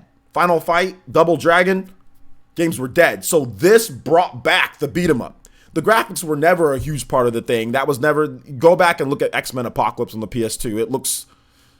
It doesn't even look as good as other PS2. It looks far below what a PS2 game should look. You know what I'm saying? Go back and look at Marvel Ultimate Alliance on the Wii. Look at it on the 360. It's just, they were never about that. What the cool thing about Marvel Ultimate Alliance is that if you loved beat 'em up games, like if you loved Final Fight and Double Dragon and all that, this is the evolution of what we saw back in the mid to early 2000s. This is exactly what it is on there, and I'm super excited because I love X-Men Apocalypse. I beat that game with my friend. I beat that game with all my friends in high school. Like we were, I think I was a sophomore in high school when that game came out. Like we would all sit down on the cube and we would plug in the 4 controllers and we played the hell out of X-Men. It was great. And it reminded me of the old school X-Men. You guys remember the old school X-Men on the Sega Genesis? It reminded me of that, but new. So I loved it. I was hooked ever since then, man. Ever since then. And then I beat Marvel Ultimate Alliance, the first one. I beat that with my friend A-Train on the 360. I beat the Wii version by myself. And then I played Marvel Ultimate Alliance. I also beat this game again with my brother. And then in college, Marvel Ultimate Alliance 2 came out, and I beat that game with my roommate. And that game's not as good as the other ones, but it's still really good. I still like it. It's still fun. There's boss battles in there. Like I said, there's unique skill trees where you can do different stuff. There's side quests. There's different types of endings based on what you do and the side quests that you do. It's fantastic. Marvel Ultimate Alliance is such a great game and a franchise, but this franchise was dead, dude. Marvel Ultimate Alliance 2 did not sell. The first one sold really well. 2 did not sell, and I think it was Activision or whoever had the license. They freaking killed it. Right after that. We never got another style of this game. It essentially died in 2008 or 2009 whenever the second one came out. And I thought this franchise would never come back. I was like, dude, this franchise is dead. We're never going to see another one of these top-down or kind of isometric type of beat-em-ups. And no, it's back. Nintendo saved this, and they probably got a really good deal on it because nobody was looking for Marvel Ultimate Alliance. This franchise was forgotten. And I'll get to you guys' comments in just a bit.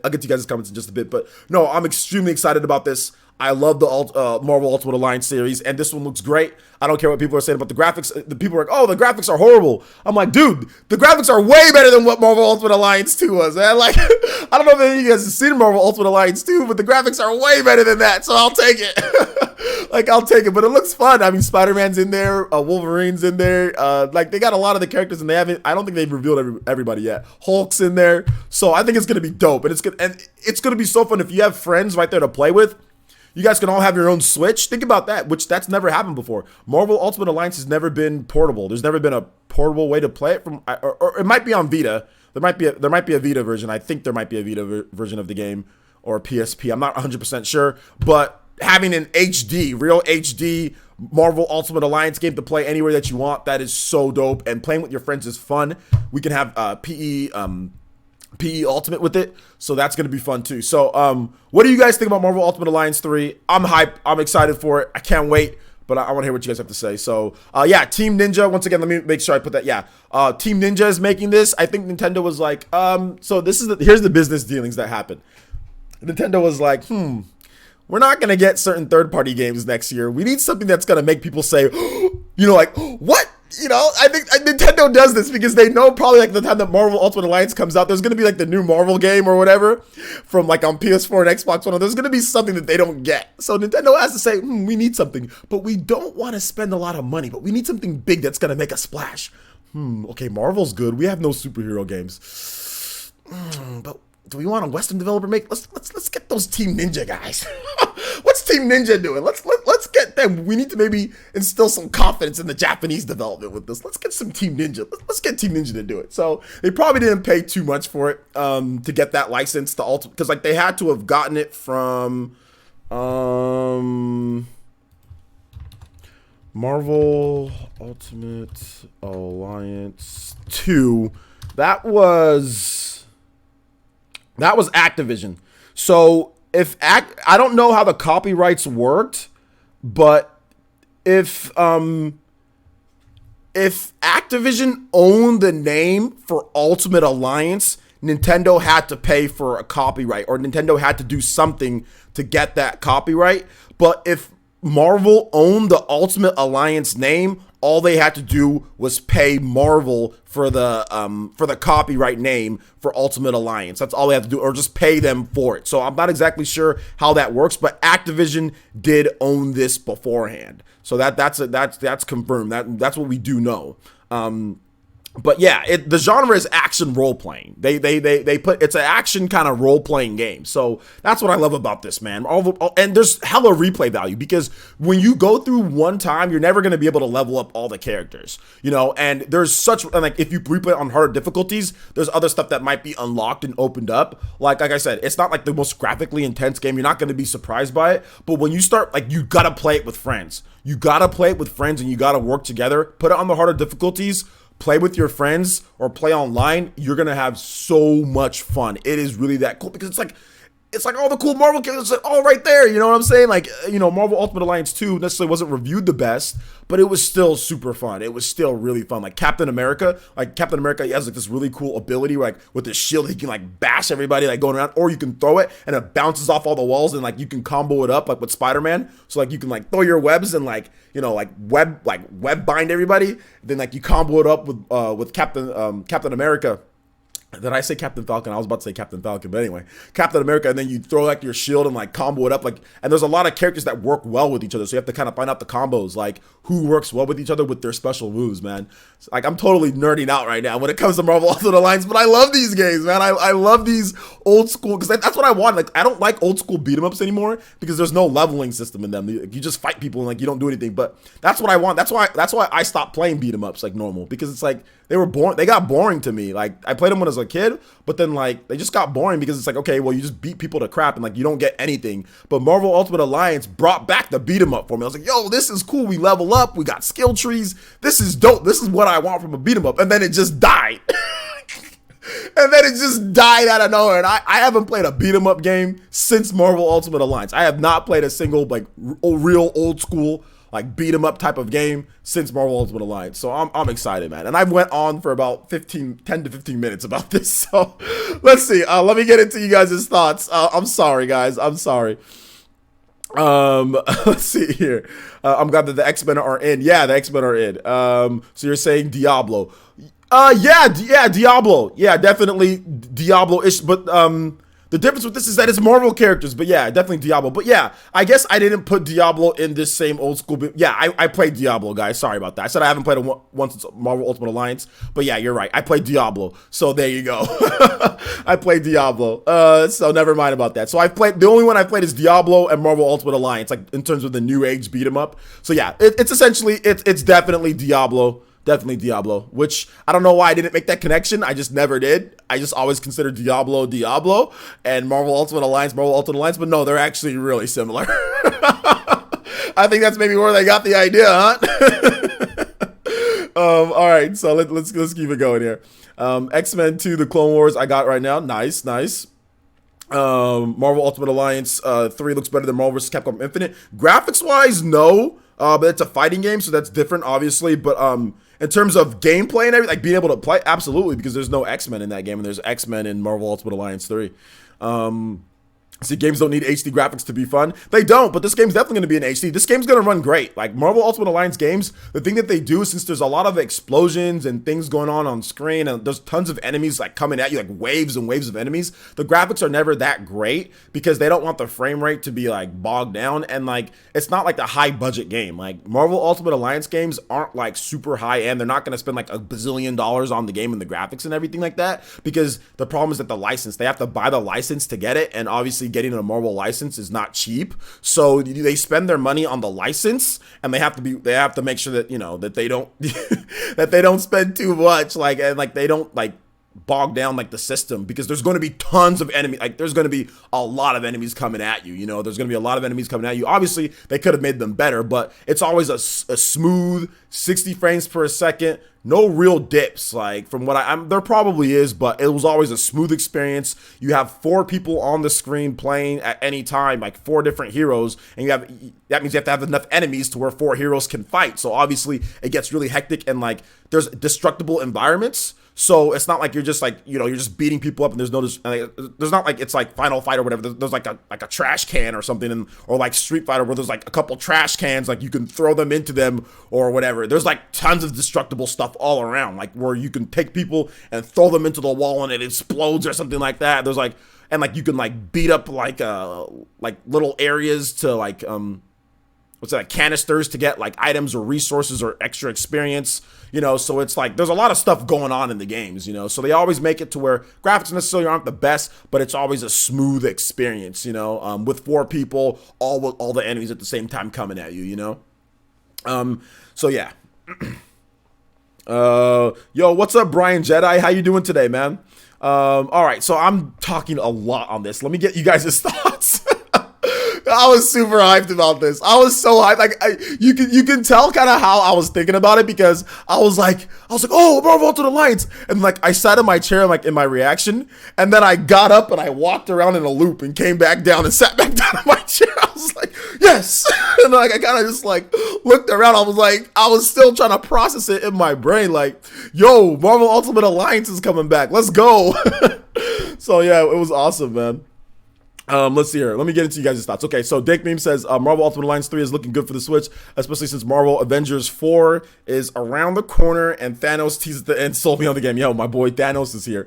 VCIPZ says people may go get Marvel Ultimate Alliance 3 just because X-Men are in the game, unlike Marvel vs. Capcom. Yeah, well, obviously, like, yeah, X-Men need to be in the game. X-Men definitely need to be in the game. And the last one, Spider-Man was the big thing in the game. Like, Spider-Man was was the cover boy for Marvel Ultimate Alliance 2. He's like punching right there. So like they were all trying to like really push Spider-Man, because at the time that game came out, you know, obviously Spider-Man movies were huge, the trilogy, you know, and everything like that, the New Age trilogy. With this one, I definitely think that maybe Wolverine's going to be the cover boy, you know, on the cover for that. So we'll have to wait and see. But yeah, exactly. Like Wolverine, man, I'm definitely going to use Wolverine in Marvel Ultimate. Like, I'm just gonna be, oh man, it's gonna be dope. It's gonna be so good.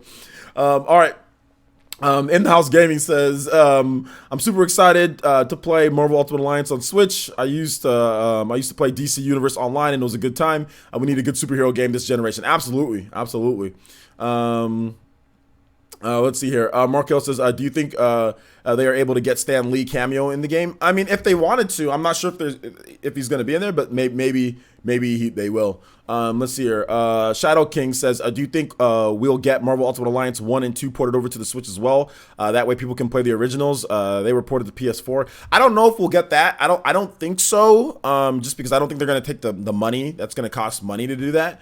I don't know, but maybe they do. But you know, I don't think so. I think they're just gonna roll with Marvel Ultimate Alliance 3. You know, I think they're just gonna roll with Marvel Ultimate Alliance 3 and just kind of say like, hey, you guys had your chance to play them. I mean, if you want to play the game, you can actually still buy, if you want the first one. If you have a Wii U, you can buy Marvel Ultimate Alliance 1. It's super cheap, and you can play that on your Wii U if you really want to. I know that's a horrible way to I'm saying it, but I mean there is that. All right, so Let's see here. Let's move on to the next comments here. G5 says X-Men Legends and X-Men's Rise of the Apocalypse gave birth to Marvel Ultimate Alliance. Yeah, that's what I said. X-Men Apocalypse. I just call it X-Men Apocalypse. X-Men Legends. I've played both of those. I like both of them. They're both really good. Me and my friends, we played and beat both of them. But yes, X-Men Legends and X-Men Rise of the Apocalypse. I played both of them. They're both really good. Although I did play Apocalypse first. And then we went back. Oh, snap! And then we went back, and I played Legends, and then I played Marvel Ultimate Alliance. So no, hold up. I played Apocalypse, I played Marvel Ultimate Alliance, and then I played X-Men Legends. I actually went back, but I played Apocalypse was my first one. X-Men Legends, I couldn't afford it when it came out. I was a kid, couldn't afford it when it came out. I just didn't have the money. My friend bought Apocalypse, and we all played it there. Marvel Ultimate Alliance came out. I was actually able to afford it at that point when Marvel Ultimate Alliance came out at that time because I had a job, and then I went back and purchased X-Men Legends and played that. So yeah, that was kind of like my path to all the kind of weird wiggle, but yeah, I couldn't afford it though back when the Legends came out. It looked cool though, but I just couldn't afford it. Let's see here. Marvel Ultimate Alliance 3, that was a shock, big shock. Yeah, it was. Been sick, sleeping all day. All right, man. Well, rest up, enjoy the podcast, just chill out. Hopefully, I can help you get through the sickness here. I'm guessing you work in an office, Brian. You know, you're getting sick at this point. Tetsuya Kimpachi says, at least it won't be a rehash of the Gotham Batman games. That's better. That's better than PS4 Spider-Man. I don't know what you're talking about. Kimpachi? What are you talking about exactly? T-Dude says Stanley and Satoru Iwata are legends in my book. Absolutely legends. Absolutely. Spider-Man was in the first game. Marvel Ultimate Alliance? Yeah, he was in the first game. Yeah, I never said he wasn't. I said that. I said Marvel Ultimate Alliance. I said you can use Spider-Man's webs and then Captain America like you throw. Like we used to always do that combo in Marvel. Me and my friend A-Train.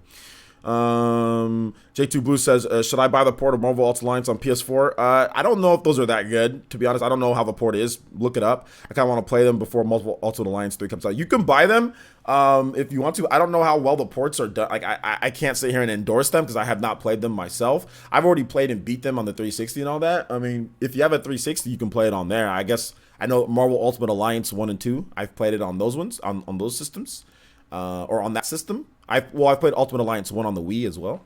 And I know that's good. And I know Marvel Ultimate Alliance on the Xbox 360 1 and 2 play and run just fine. So I can endorse those versions, but I have not played the PS4 version. And I don't know if there's any issues with it or anything like that. So I can't endorse it yet just because I haven't played it. I remember somebody asked me, oh, well, should I play Street Fighter 4 on the PS4? You know, because it's before Street Fighter 5 came out, I was like, oh yeah, sure, yeah, go ahead. And then I came to realize that Street Fighter 4, like at the beginning, ran trash on the PS4, or whatever. Like I was like, oh yeah, go ahead, and I just endorsed it without even thinking. But Street Fighter 4 apparently was trash on the PS4. It might still be trash on the PS4. So I need to be careful about endorsing the ports that I haven't played yet. so yeah, I don't know, man. You might want to look it up, like Digital Foundry or something like that, to see if everything's good on there. Let's see here. Let's see. Players looks fun, but not super stoked. Yeah, because you didn't play the other ones, man. You didn't play the other ones. If you played the other ones and you like the other ones, then you're just looking at the graphics. That's the problem. The people just look at the graphics and they don't know the game. They don't know it, and they're like, oh well, yeah, I'm not. But if you play the game and you play with your friends and like you played it the way that it was supposed to be played, it's a freaking hype announcement. Like especially if you like old school beat 'em ups. If you like old school beat 'em ups evolved, then that's what it is. If you played X-Men Legends, if you played Rise of the Apocalypse, if you played all those, then this is what's hype for you. If you didn't play those, or you didn't play with your friends, or you just rented it or something like that, then yeah, it's not going to be hype for you. But for people who love the old school beat 'em ups, because we don't get those anymore, and love RPGs, if you like old school beat 'em ups, and if you like RPGs, then you're hyped for this, and then this is a hype announcement for you. But if you didn't, then, I mean, if you're just looking at graphics, then yeah, obviously, and if you didn't play the other ones, then it's not really hype for you, you know? Let's see here. Six Gamer Bro says, do you think we could finally see a Marvel vs. Capcom game on Switch? I think it's possible, but we'll have to wait and see. In the House Gaming says, you just gave the Wii U a funeral, now you're resurrecting it. Blasphemous players. Let it rest in peace. I just said if you have a Wii U. I said if you have a Wii U. I know some people, not everybody put their Wii U to rest, but hey, it is what it is. Let's see here.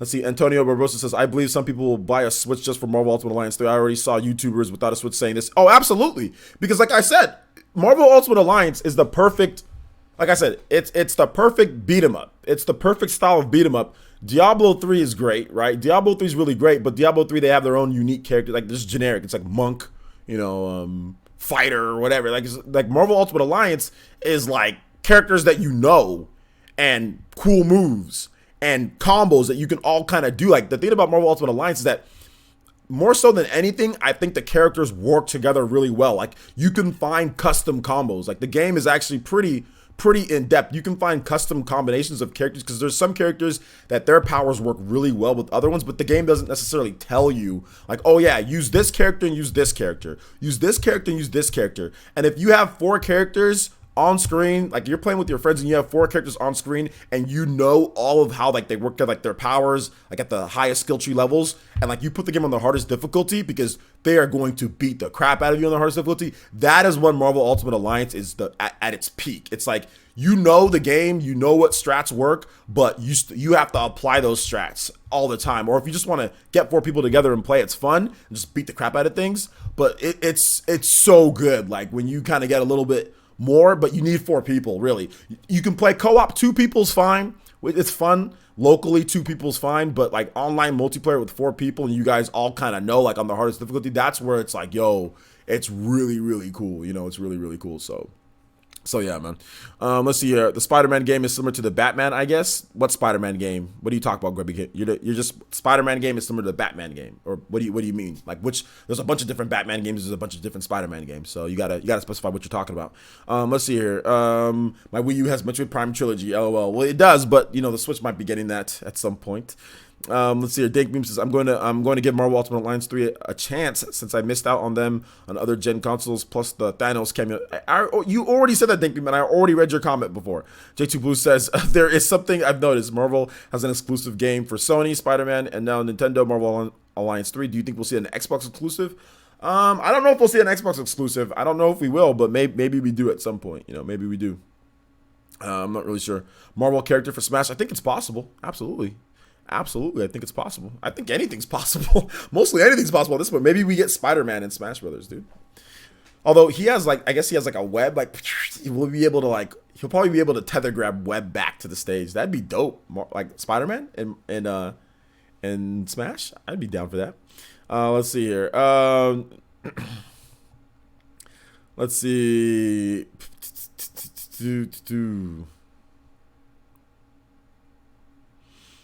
I'll give it a shot. Depends on what comes out at the time. Yeah, I mean, you don't have to give it a shot just because. I mean, if you're not into it, then you're not into it. If you're not into it, then you're not into it. This is for like the old. I think Marvel Ultimate Alliance 3. Obviously, it's great for Marvel fans. Marvel fans are gonna be dope, but it's for the people who actually really loved and enjoyed the like G5 was saying, like the X-Men games, like the X-Men Apocalypse. Like if you love the old school beat 'em ups,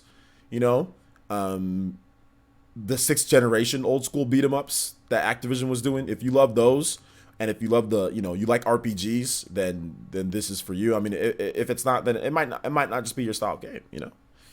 I'm just happy because I love when we get resurrected dead franchises. I love that. Like when a franchise hasn't been out for a long time and Nintendo or Microsoft or Sony or whoever resurrects it, those are always some of the best announcements for me. Like, because I literally thought this franchise was dead, and I've played all of them. I thought they were all so really so good, and the fact that it's back, man, it makes me want to go buy X-Men Apocalypse, or buy the old school ones and stream them. It makes me want to play the old school ones now and again, man. It's so good. I don't have anybody to play it with though. This Big Mo says, if Spider-Man's announced for Smash, I'm gonna need CPR. Yeah, that'd be dope, dude. That'd be so dope. Let's see. Dark Link says, did Nintendo do third-party game that is published by Nintendo in past? I have no idea. What does that even mean, Dark Link? Can you clarify what that means? Let's see here. Did Nintendo do third-party game that is published by Nintendo in past? Sorry, smash that like button.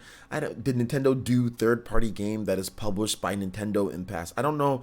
I don't know what what does that mean? I don't know what that means. Shadow King says, I thought at first because I heard in a text because I was half asleep when I got it, that Ultimate Marvel vs. Capcom 3 was announced. No, not Marvel. No, Marvel Ultimate Alliance. I know it kind of sounds the same, right? Yeah. Um, let's see. When are they bringing back Teen Titans Beat 'em Up? Teen Titans Beat 'em Up is cool. Marcos says, it still feels weird to see Nintendo publish a licensed game. That doesn't happen very often. Is that what he means? Publishing a licensed game? Yeah, it doesn't happen very often, no. Kimpachi says, other systems get one or two Marvel or DC characters. We get all those Marvel characters at once. Who wouldn't be happy? Yeah. Let's see. It means my brain is fried from reading that. Dark Link. Yes. Okay. All right. Shout out to Dark Link, my boy. Shout out to Dark Link. I guess maybe you're talking about if Nintendo's publishing a licensed game, like third-party characters and all that in the past. I think maybe that's what you mean, like a third-party type of game that Nintendo publishes or takes care of. Yeah, Nintendo's done that before, or like handled distribution. Nintendo's done that with Monster Hunter before in the past. In some areas, Nintendo's done that with like Bayonetta. That was like a third-party type of game. They've done it with Bayonetta. They've done it with various other games in like going back in the past. Nintendo really, really, really wanted Harry Potter. Like Nintendo tried to get Harry Potter. I tried to outright buy Harry Potter and they couldn't, but they really tried. So that would have been a thing that they're going to do, like license and publish like Harry Potter games and all that. Nintendo really, really wanted Harry Potter, but couldn't get it. So yeah, I mean they've done similar things in the past. Yeah. So yeah. Yeah, Lego City. Exactly. Lego City is one of those games Nintendo's kind of published and said that, third party, a licensed, third party licensed type of game. Absolutely. Absolutely. I already talked about Joker and Persona 5 for quite some time. Sony owns it probably is a timed exclusivity. Brian, probably a timed exclusivity on that one. But yeah, we talked about Persona and Joker and all that for more than about an hour. We talked about it for about an hour. So yeah. Let's see here. Dank Beam said, what other games has Team Ninja developed for Nintendo? They've developed Metroid Other M. That was another game that they developed for Nintendo. They also developed Ninja Gaiden Razor's Edge. Nintendo published that one here in the States. The Razor's Edge part was exclusive to the Wii U for a while, and then it came over later in an update to the PS3 and the 360. But Nintendo, Team Ninja, they worked together on that as well. And I'm pretty sure there's some other things, but those are the two that I can think of off the top of my head with Team Ninja and Nintendo. But they've always had a good relationship. Let's see here.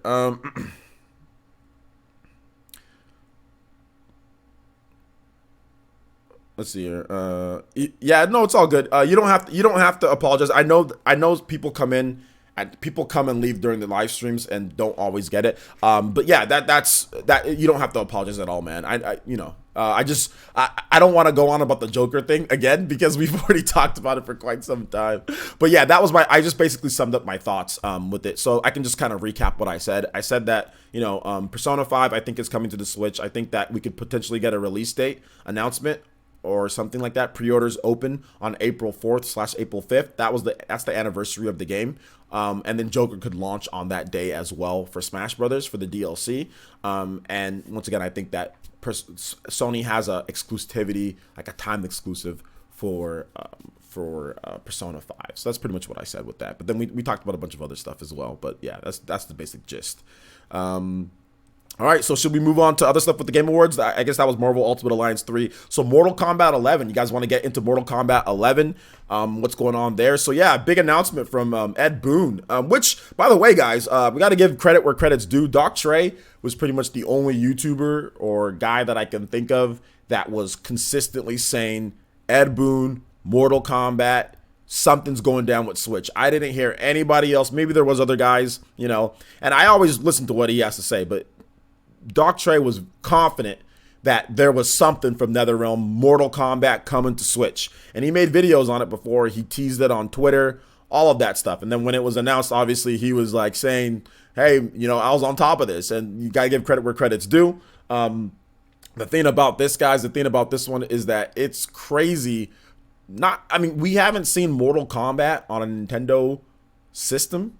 It's been like, what? Mortal Kombat Since the Wii?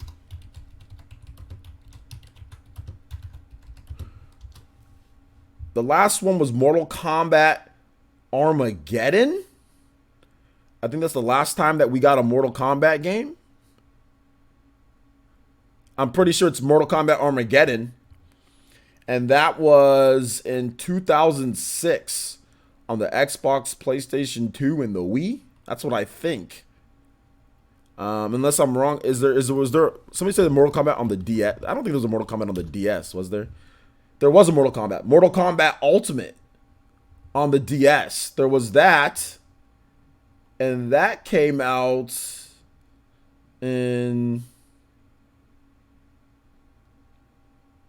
2007. So that was a little bit after the one on the Wii. So the last time that we saw a Mortal Kombat game on a Nintendo platform was Mortal Kombat Ultimate in 2007. Yeah, Mortal Kombat Ultimate 2007. What's up, Andre? Yeah, I saw your post, Andre, on Twitter about you talking about Mortal Kombat. So we've had two. We've had Mortal Kombat on the Wii, and then we had Mortal Kombat on the DS. Those are the two most recent Mortal Kombat games that we have. So yeah, Andre, you were right on that with that one. And shoutouts, man. Welcome to the stream, homie. So yeah, crazy stuff, man. Crazy stuff with Mortal Kombat. Crazy stuff with Mortal Kombat. Really happy that it's coming, man. Really happy that it's coming. So let me get you guys' reactions on this. They're looking for Switch content creators as well. I was like, hey, sign me up for the program. So I want to play Mortal Kombat on the Switch. What's up, Rax the Great? How you doing, my boy? Good to see you here, man. Guys, make sure you go sub to Rax the Great. All right, so Mint Gum says Joker's inclusion is making me think that we'll get third parties. Sonic is my childhood. I need a new Sonic rep. Okay, well maybe, but I don't think we're gonna get another Sonic rep personally. Let's see here. Brian J says got to give props. Western devs doing a day in date game like this is still rare for the Switch. Yeah, for Western devs. Yeah, Western devs. That's not independent developers. Absolutely.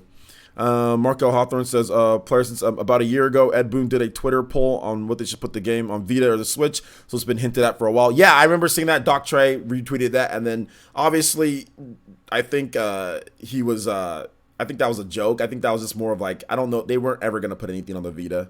You know, I don't think they were going to put anything on the Vita, even though they supported the Vita with, what was it, Injustice. But I don't think they were ever going to put anything on there. Yo, you said you love MK more than Smash? Yo. It was my first fighting game. I mean, I used to love MK. I don't like it more than Smash, but I used to love MK. I was a really big MK9 player on the Xbox 360. I used to go online and freaking cheese people with Johnny Cage all the time until I fought against another Johnny Cage and they would out cheese me. A good Johnny Cage players, but Johnny Cage was super cheap, kind of cheap. But I mean, there's counters to Johnny Cage. I mean, like Katana and other characters like that. But anyway, but yeah, I was definitely a big Mortal Kombat 9 player. I used to play against my boy Andre. He would kick my butt though. I played against this other dude that we knew. I would play online in Mortal Kombat 9. You know, just Johnny Cage people. But yeah, dude, I like Mortal Kombat. I like the old school ones. I played them. I really didn't get into Mortal Kombat like 10 or anything like that. I didn't really get into those much, but I'm definitely down to try it out. I don't. It's not gonna surpass like my competitive game. It's not gonna surpass Smash for me because Smash is Smash, man. Like there's just so many cool things about Smash and all the characters that you have. But Mortal Kombat's dope though. It is dope. It is dope. Let's see here. Marco. Oh, hold on, I already read that. Tales for Smash? Yes or no? Probably not, dude. Probably not. Let's see here. Let's see here. Kind of like how people cheese with Maxi and Soul Calibur. Yeah, I haven't been watching a ton of Soul Calibur. I mean, I guess you mean like old school Soul Calibur, or do you mean like the newest Soul Calibur? But yeah, I mean, I'm a Maxi. When I played Soul Calibur, I was a Maxi player too. You guys know that I always use those cheesy douchebag type of like. I'll always use in fighting games. Like if there's a fighting game, if there's like a cheesy douchebag like white dude, like you know, like the good looking white dude, cheesy douchebag guy, I'm gonna use him. That's like cheap. I'm gonna use that guy. I'm gonna use the douchey guy, the douchey cheesy guy. I'm gonna use him. That's my calling card in a lot of the games like Soul Calibur and stuff like that. Mortal Kombat, Johnny Cage. I gotta use Johnny Cage. Gotta use Maxi. Terry Bogard for Smash. I don't know if Terry Bogard's gonna be in there. Oh, you filthy Maxi players. Yeah, I know, man. I know. Although I stopped playing Soul Calibur after my brother beat me 50 times in a row. I stopped playing Soul Calibur. I was done after that. J2 Blue says, I'm not really into Mortal Kombat, but I'm glad it's coming to the Switch. And for the people that like it, yep. More games is always better. More games is always better. So, yep. You're addicted to the Smash racks? I'm addicted too. I've put 20 hours into Smash already. So the game came out yesterday, right? I've put 20 hours. I've streamed it for 16 hours. I've put 20 hours myself. I've streamed it for 16 hours. So yeah.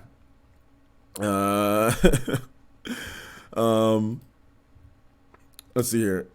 Jax is dope. I play him a lot. I used to use Jax back in the old school ones. Let's see. So your Maki scrubbing to your bro didn't work. Your Maki? What do you mean by that? Be more Kuma. Your the character Maki? Or you mean Maxi? Yeah, it didn't work. My brother was really, really good at Soul Calibur 2. He was like super good at Soul Calibur 2. But in Soul Calibur 2, I used Maxi, but I also used Link in Soul Calibur 2. So those are like my two mains. And my brother beat me. I almost beat him a couple times. Like I ring outed him one time, and then I got really close, and then I got unlucky. But yeah, he beat me 50 times in a row, and I quit. Shout outs to Playlister with the subscription. Thank you so much, Playlister. Welcome to the Elite Ninja Village of Player Essence. Everybody, please give Playlister a big shout out for subscribing. Thank you, man. These CPU unlocks are kicking my butt. Yeah, dude, I was getting my butt kicked by these CPU unlocks too. But we were talking about this on Twitter. Some of the pro players were saying, yo, these CPUs are doing high level moves. A lot of them are doing like, you know, short hop, jump cancel grabs, short hop, fast fall grabs, you know, mixing you up. Some of them are dash dancing a little bit. Some of them are doing some nutty stuff. Like they're doing falling nairs to like jab, like grab resets. Like they're doing high level play that you would see like a tournament player do. Some of them are doing, I mean, it doesn't happen all the time. Obviously, you can tell that they're a CPU, but they're doing nutty things. Like it's not like they're just scrubs out there. They're doing high level moves, you know, like there's some tech. Yeah, there's some tech going on with these CPUs,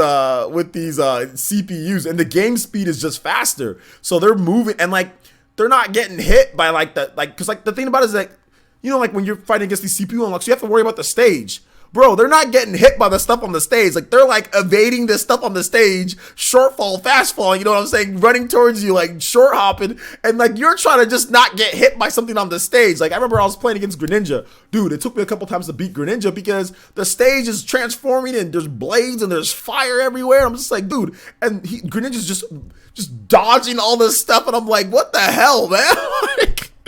like, chill, you know? Yeah, they do perfect shields too. I mean, obviously, like, we're gonna get the hang of perfect shields, but perfect shielding in this game, people said that it's easier. Some people were saying that it's easier than Smash 4. But I don't think perfect shield is, maybe because I'm just not used to it. But hitting an attack at the end of it, I think is harder than actually like perfect shielding, like when you first see something coming, because you have to anticipate it coming, and then when the attack stops, and then letting go of your shield. You know, so I guess, and the game speed is fast, so I guess we're probably just not used to it, but I'm thinking that perfect shielding in this game is a little bit harder, so the reward is better. But yeah, there's some nutty stuff going on with these character unlocks, dude. But no, I think you'll get, because like I saw somebody on Twitter like perfect shield like a bunch of times, so I think that we just need to get used to perfect shielding. But I saw some people try to say that perfect shielding is easier than it is in Smash 4. I'm like, I don't think so. Like, I don't think perfect shielding is easier. I think that we're gonna get used to it, but I don't think it's easier than it was in Smash 4. Because perfect shielding in Smash 4, the reward was there, but it wasn't as like obvious as like it wasn't as like the timing. You know what I'm saying? Like, you didn't get as much off of a perfect shield as you would in this game. When you perfect shield in this game, it is definitely like a huge frame advantage. Like it's really nice. Although, same thing with, I mean, there's other ones like Smash 4, Brawl, when you perfect shield, whatever. You know, there was definitely frame advantage that you got on there, but this one's a little bit bigger, you know? Even level CPUs can give a fair fight. Oh, absolutely. Absolutely. But yeah, Isabel's CPU did a crazy combo on me and perfect blocked all my moves. Isabel's just like just perfect block and everything, dude.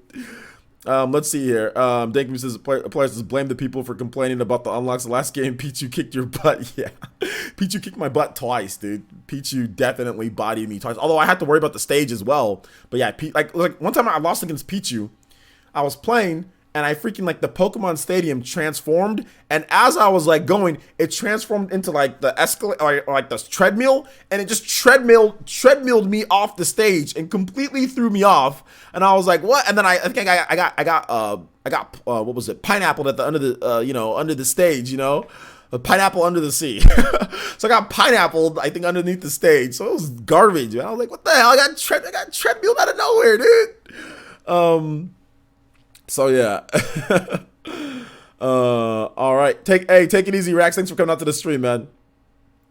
But yeah, the CPUs are definitely more difficult. But anyway, we were talking about Mortal Kombat, then it somehow got into Smash. But anyway, let's go ahead and move on to the next topic here, guys. I think we're going to talk about where is Metroid. So, all right, guys. One, I have a little bit of an apology to give to you guys. I honestly thought that we were going to see Metroid. I thought we were going to see Metroid.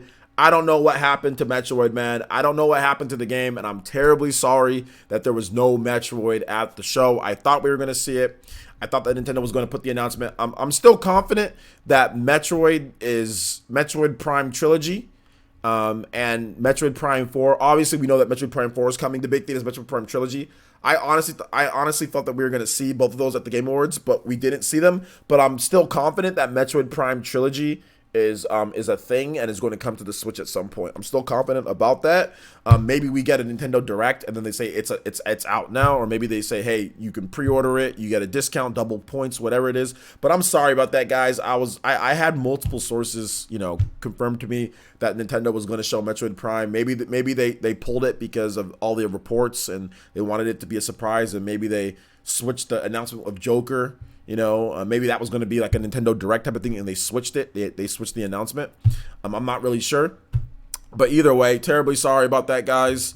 No, not a headache. I'm just, just rubbing my eyes just a little bit. I'm a little upset over, what happened with it. So, I'm terribly sorry, guys. Sorry about that. Sometimes you get them right, sometimes you get them wrong, and this one I got wrong. So, I don't know what else to say outside of sorry. But I still think that it is coming. At some point. We were just off on the timing. That's really what it comes down to. So yeah, outside of that, where's Metroid? That's what happened on my end. But we'll see what happens in the future. But yeah, I got to be careful, I guess. I got to be a little bit more careful in the future about that. So yeah, there you go. All right, so if you guys have any questions when it comes to Metroid, then let me know. I'll be more than happy to answer. But anyway, we're at an hour 52, so this is the latest that we're ever at before we start Q&A. So I want to do Q&A for about 30 minutes, or random questions or anything that you guys want to talk about.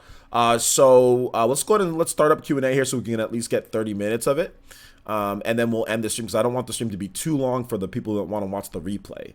So go ahead and if you have a random question or if you want to talk about something, just tag me at PlayerEssence or hashtag PlayerEssence. Feel free to do so, and I will get right to you about something. So go ahead and let it rip. I got to take the L, but we'll see. Maybe we'll see it in January. Exactly, taking the L, but we'll see it in January.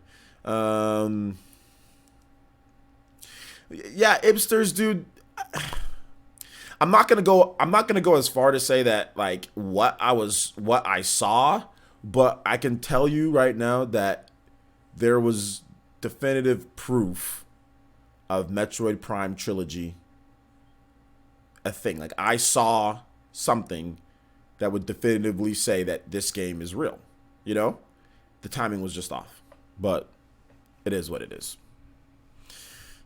Taking the L, got to take the L. But yeah, I mean, like I said, I can't show you guys it, but I can say that it's definitely a thing, it's definitely a thing.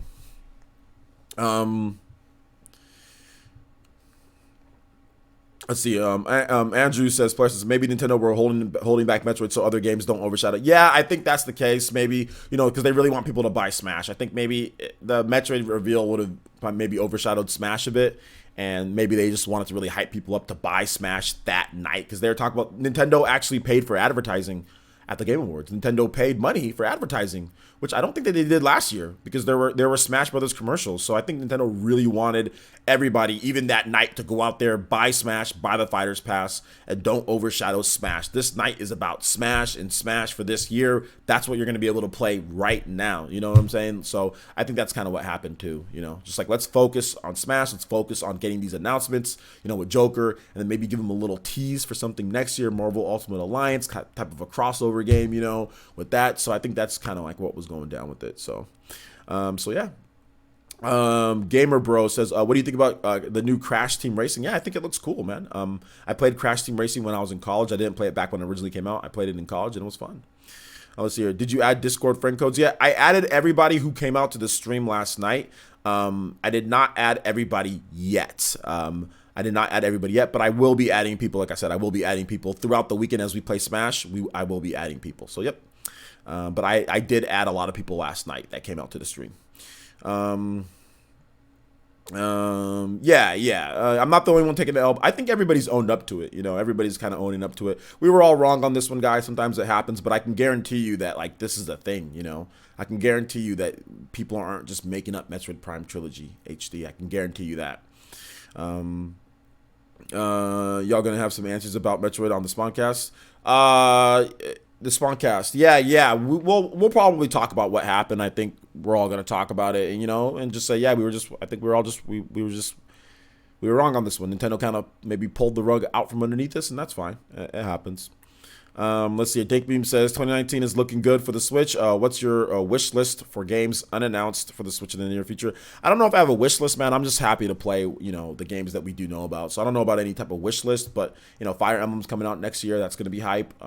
Next year we have Travis Strikes Again, No More Heroes. You know, I don't know about any unannounced stuff. I'm just happy about the stuff that we are getting. So yeah. Let's see here. Metroid Prime Trilogy is real on Wii U. Yeah, it's real on Wii U. It's also real on the Wii too. But we're talking about the Metroid Prime Trilogy HD. We're talking about that. That's not real on the Wii U. Let's see here. Jonas Erickson says, "Hi OJ, what's up? Big Trouble in Little China was one of my favorite movies growing up. Raiden must have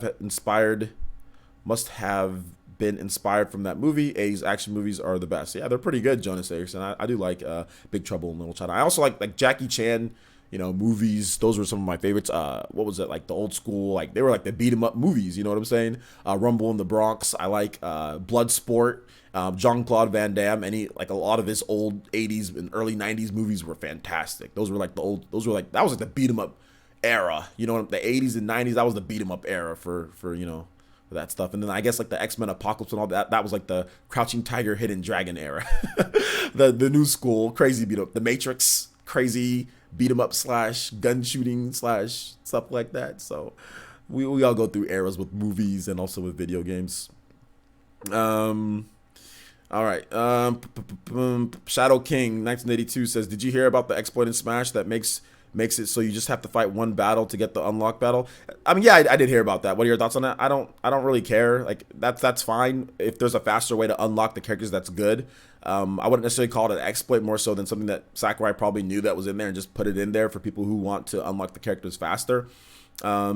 If you rather play classic mode, that's fine. For me, I rather play classic mode because that's not as tedious, and I want to stream the game, and I want to get the rewards because you get spirits. You know, each time that you do that, you get like a spirit, and you get money, and you get stuff. Because I want 100% the game. So if you play the classic mode normally, you're going to unlock a lot more stuff. You're going to unlock a lot more of the challenges. So yeah, I rather play it that way just for stream purposes. But if I wasn't streaming and I didn't care about the other stuff, then yeah, doing that way is fine because there's a lot of characters in the game and it takes forever to unlock it normally. Like through classic mode, it literally takes forever. Like I just got done unlocking all the characters and I played the game for I streamed two 8-hour sessions. So it took me, I probably say to unlock all the characters in the game, just like playing classic mode, it took me like 10 hours, you know, plus. So there you go.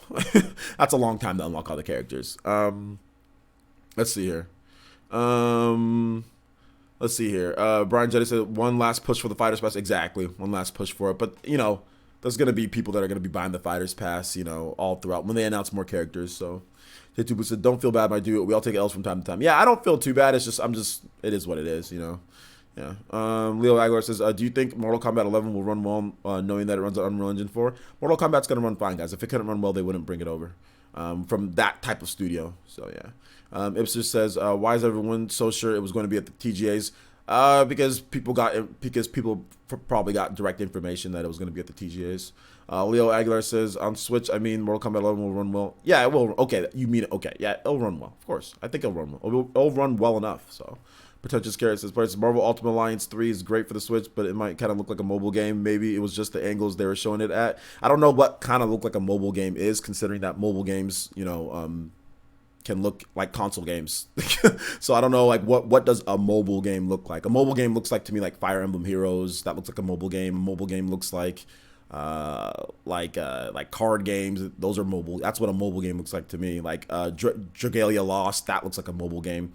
This game had full 3D graphics. It had cutscenes. It had big type of things like that. So I don't know your definition of looks like a mobile game. To me, it looks like a mobile game is like Fire Emblem Heroes. That looks like a mobile game. Dragalia Lost, that looks like a mobile game. Super Mario Run, that looks like a mobile game. This game, it was full 3D. This game had the graphics like it was. It had cutscenes. It had big type of set pieces in there. It had those characters. So I don't think it looks like a mobile game. I mean, I don't know how many people play mobile games like that. But if you do, that's fine. But I don't. Mobile games to me look like Dragalia Lost. That and it looks 10 times better than Dragalia Lost. So I don't know what that means. So yeah. I don't know if you've ever played the other Marvel Ultimate Alliance games, but Marvel Ultimate Alliance 3 looks like those ones, but with better graphics. So. I mean, it is what it is. But I really don't know when people say this looks like a mobile game. It's like, so it looks like Dragalia Lost. I mean, so it looks like Super Mario Run because it looks like Animal Crossing Pocket Camp. Because that's what mobile games look like to me. They don't. Marvel Ultimate Alliance doesn't look like a mobile game to me. Like that's what mobile games look like. So I don't understand that terminology when people say that. Like what does that mean? Mobile games run on Unreal Engine 4. Mobile games run on like the Switch uses an ARM CPU. You know what I'm saying? So mobile, there's phones that are stronger than the freaking PS3 and 360. So I don't know what runs like on mobile. I don't know what that is. Fortnite's on mobile. There's literally the full Fortnite experience that you can play on a mobile platform. So what does Fortnite look like a mobile game too? Like what does this mean? Like when people say that, what does that mean? I don't get it. They're basically discrediting I understand that, but the graphics in mobile processors and all that can run graphics that are bigger, that are like that are like, you know what I'm saying, like that are like full 360 PS3 or Switch games. Like there are games that run on, like you can probably take Legend of Zelda Breath of the Wild and get it running on a freaking phone on the strongest phones. You can probably do it if you wanted to do it, and then all of a sudden that would be a mobile game. You know what I'm saying? Like if you had the latest phones or the latest tablets, you can probably get Breath of the Wild running on there if they wanted to do it. Does that look like a mobile game? I mean, like I don't get that, dude.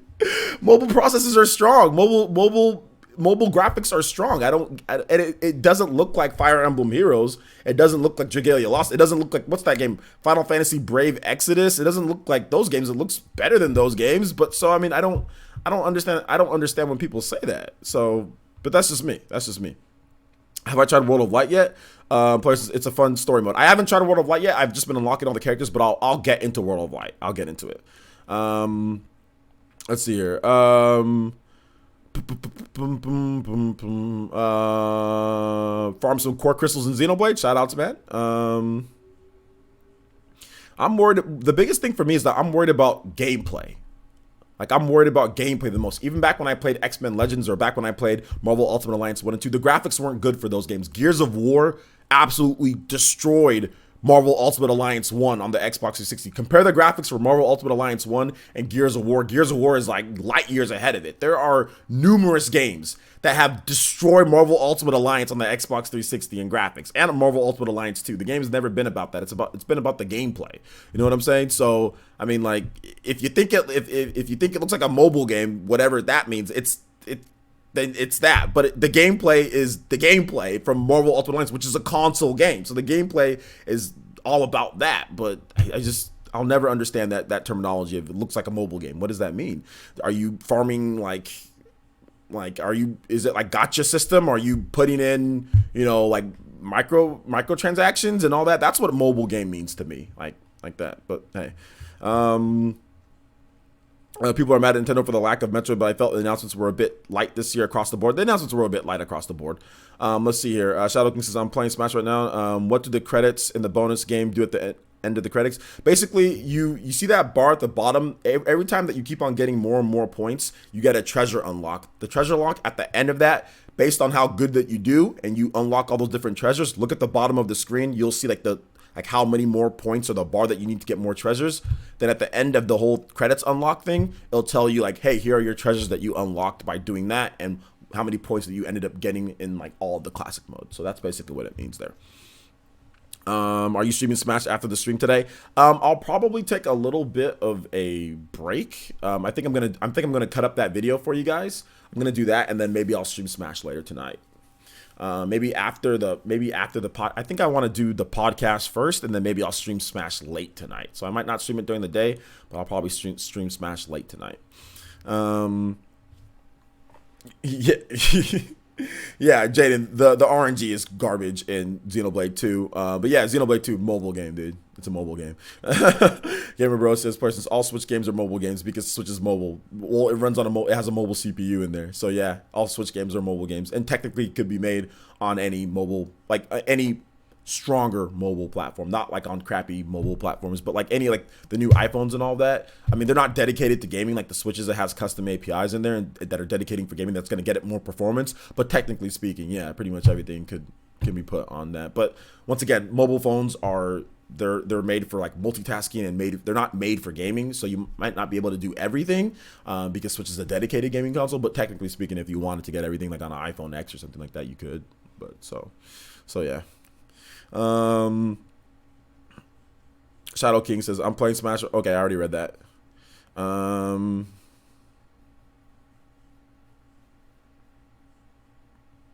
Well, there's no mobile game that I've played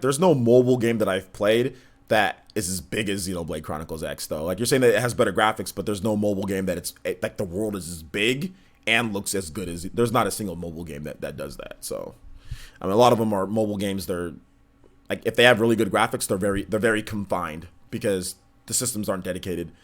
A lot of mobile games, like they're not on a dedicated system. It's on mobile, you know, and it's going to destroy your battery. Like I don't know, like if you ever played like some of these mobile games, but your battery's getting killed because it's always online. It's it's constant microtransactions in stores pushing stuff to you. So like Fortnite completely kills your battery, like completely kills it, you know.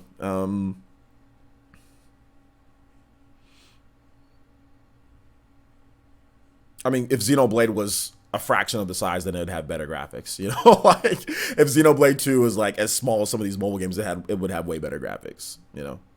Like for example, like you compare like Legend of Zelda Breath of the Wild, the map in that game compared to Xenoblade map way bigger, you know. So let's see here. J2 Blue says it probably won't happen, but do you think we can get Neo on the Switch? I don't know about the original Neo, maybe Neo 2. I'm not really sure, but I don't think it's gonna happen. Mobile games suck. A lot of mobile games aren't very good, I'll be honest. But that's just my opinion. Laxus Podish says Shin Megami Tensei 5 and Persona 5 are coming up in the same year, maybe. Yeah, it's definitely possible. Absolutely. Oceanhorn 2 looks pretty darn good, and that's a mobile game. Oceanhorn 2 looks very good. The art style more so than anything, but yeah, it looks very good. But I'm afraid of what that's going to do to your phone. Your phone is going to have, like, you have a 99% battery, you take a couple steps, and you're at, like, 75% battery. So, yeah, that needs to come to systems ASAP. Kingdom Hearts Union X destroys both my battery and my data limit. Yeah, and that's another problem with mobile phones, data limits. Because they're constantly pushing crap to you through your phone. It's always online 100% of the time, no matter what. And then your online has to be on. And then sometimes even they use like some mobile phone, like some games use location. So not only do you have to have your data on, right? Your Wi-Fi's got to be on. You know, you're working with your 4G or whatever. But then you also have to have your location on as well, which, you know, location also takes, GPS also takes your battery. So by the time you do anything, you take a couple steps, you start fighting, you take a couple battles, your battery is done skis, you know. Let's see. Feel Good says, places, I have a friend working at Atlas, Japan, and he said that his coworkers are shocked that Jokers in Smash seems like they really well kept secret. You have a friend in Japan? You really do? That works for Atlas? Working at Atlas? Feel good 99. Do you have me on Twitter? Please DM me on Twitter if that's true. DM me on Twitter, or please tag me on Twitter real quick, my boy, if you don't mind. Just so I can follow you on Twitter. Let's see here. Dank Meme Center says, do you think January Direct will entail a new Smash DLC character announcement? No, because I think they need to get Joker out first before they do another announcement. I think they're going to focus on all of that on Joker first. But you never know. You never know. Let's keep the questions going, guys. I still have about 20 more minutes with you guys. We'll go till 2:30. So yeah. Mohammed Z says, player says, I think that maybe Noctis as a new character will be awesome in Smash Ultimate because I haven't seen him fit in a game. I mean, he would be cool in the game. I love to see him, but okay. Seems like you were kind of like, it would be cool if Noctis was in there. But you know, it seems like you're a little tentative about that. But yeah, Noctis, he's in Tekken. You know, we'll just have to wait and see. I mean, the fact that Cloud didn't get much more outside of just Cloud, and Cloud wasn't in World of Light. Cloud wasn't, we didn't get more Final Fantasy tracks. Something tells me that Square Enix isn't willing to give more Final Fantasy stuff to Nintendo. So something tells me that there's something going on there. So maybe we don't see, I don't think we're going to see Noctis. But that's just me. I could be completely wrong. I'm not even going to sit here and say that stuff isn't possible anymore, you know. Let's see here. Pretentious Scared says, with Piranha Plant coming out in February, when do you think Joker's coming? April, May? Yeah, I said April. April, I think it's going to be on the anniversary of Persona 5, April 4th. But I could be wrong. Obviously, I could be wrong on that one. Pretentious Carrot.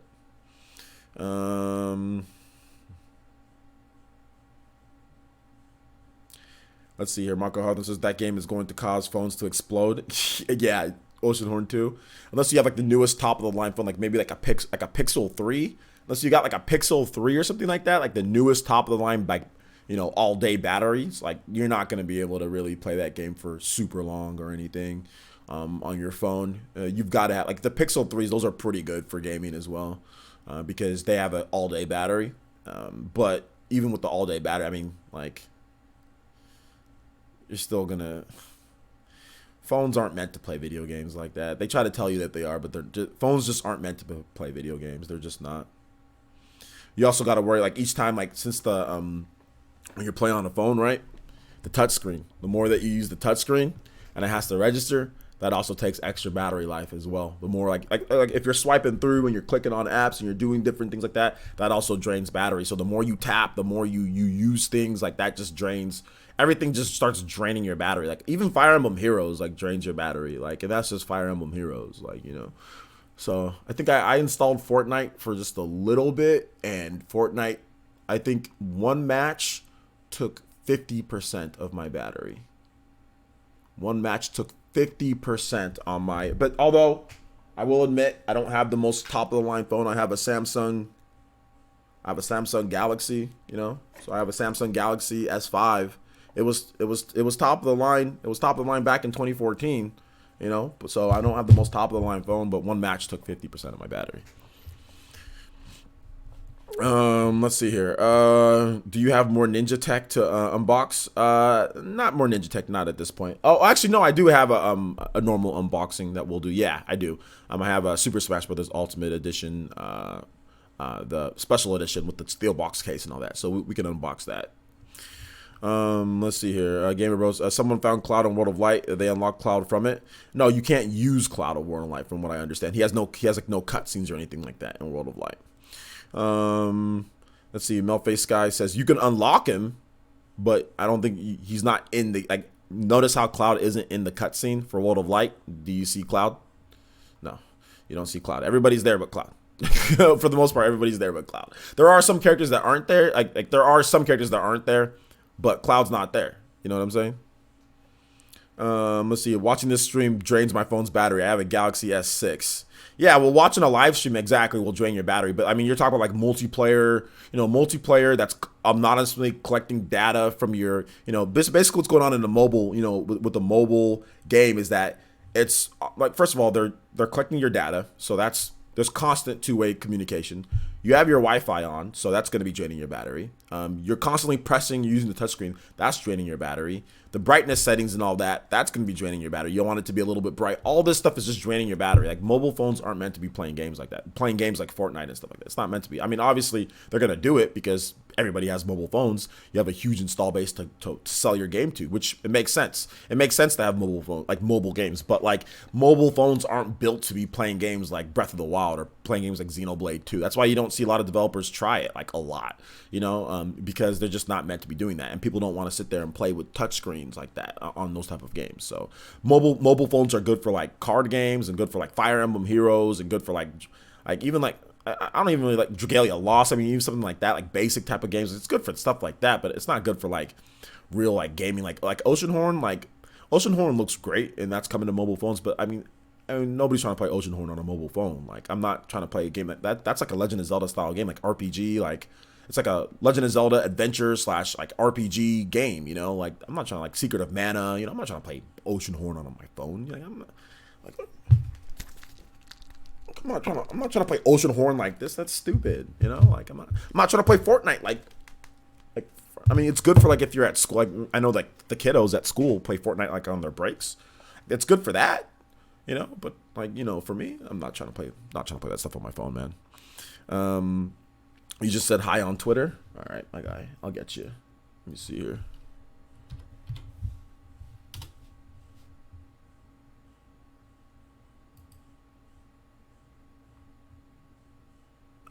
Oh, okay. You live in Japan? Feel good 99. Do you live? Well, we'll talk. Never mind. Don't answer that right now. All right, man. I got you.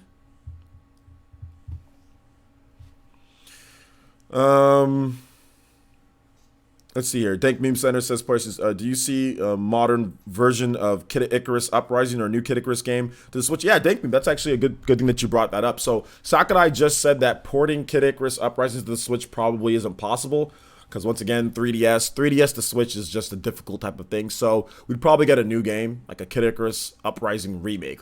It'd have to be completely remade, or they'd have to just make a sequel to the game or some other type of game to it. But so I don't think we're going to get any type of like port or anything. I don't think it's possible.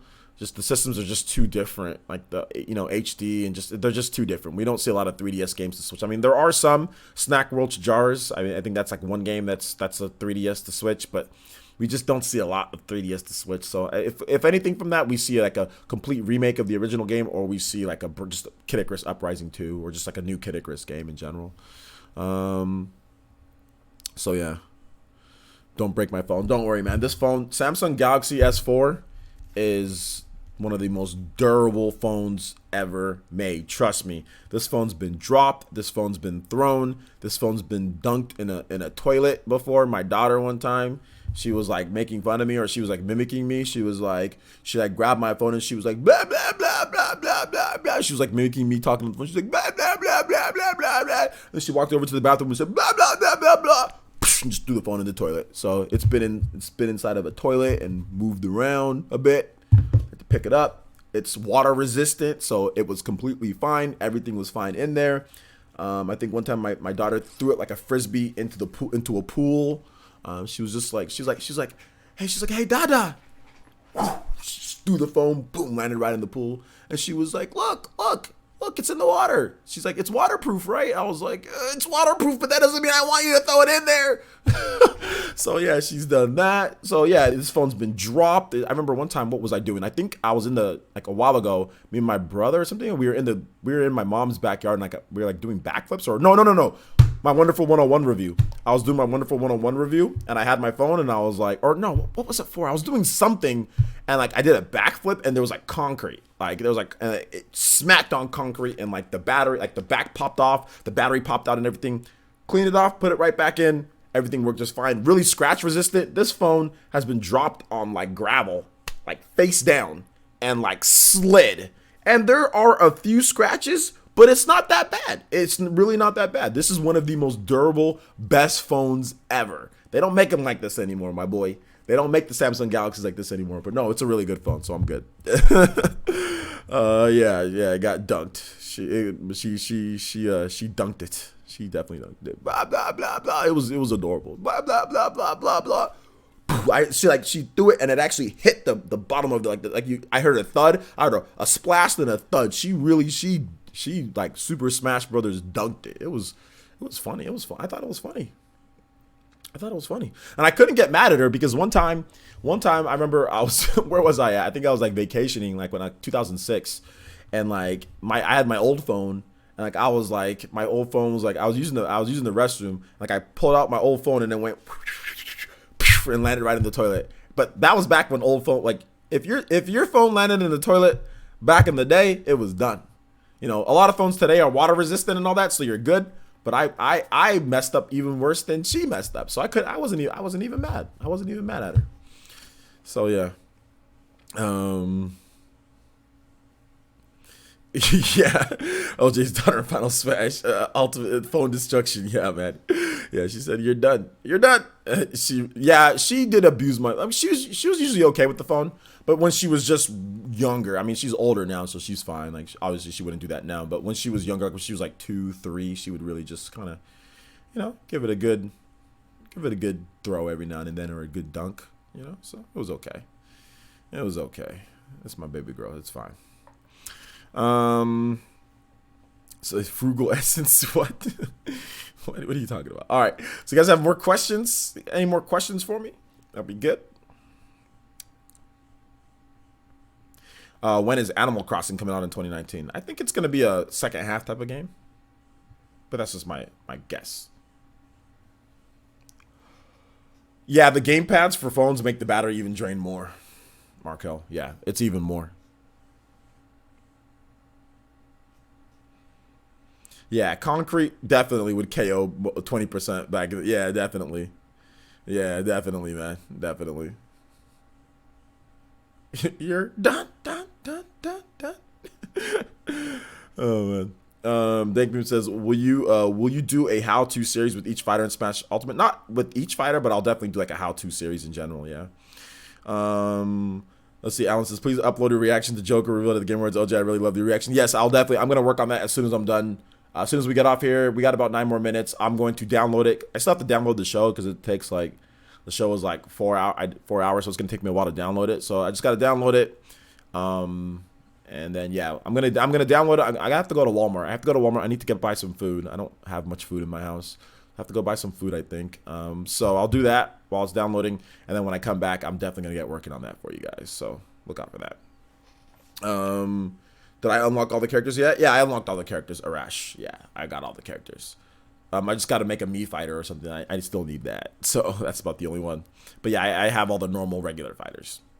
6 Gamer Bros says, I feel like Porky would be great DLC character for Smash. It's been like 30 years of Earthbound / Mother Porky.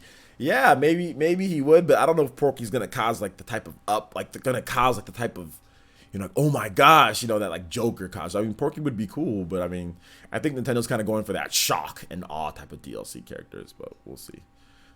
Walmart Pizza Funds, absolutely Walmart Pizza Funds. Absolutely Walmart Pizza Funds, dude. Mohammed, is it Zaman? Says, player since, but if I don't see Noctis get in the game as a new fighter, I don't know what's going to happen next, or maybe Sakurai thinks about it when he has the chance to add Noctis into the game. Sakurai doesn't pick who's in the DLC characters. Nintendo picks who's the DLC characters. I just don't know if we're gonna get Noctis because we already have Cloud. So I think they're gonna try to go for a different franchise, like a different franchise each time. I don't think they're gonna pick 2 characters from the same franchise. Like I don't think they're gonna put like Jean from Bayonetta, she's gonna be in the game, or Rodin or whatever the case. Like I don't think they're gonna go from another character in the same franchise. I think they're gonna go 5 different characters, 5 different franchises, shocking each time. So I think Sora might be on that list, man. Now that Joker's in here, I think Sora's definitely could be something.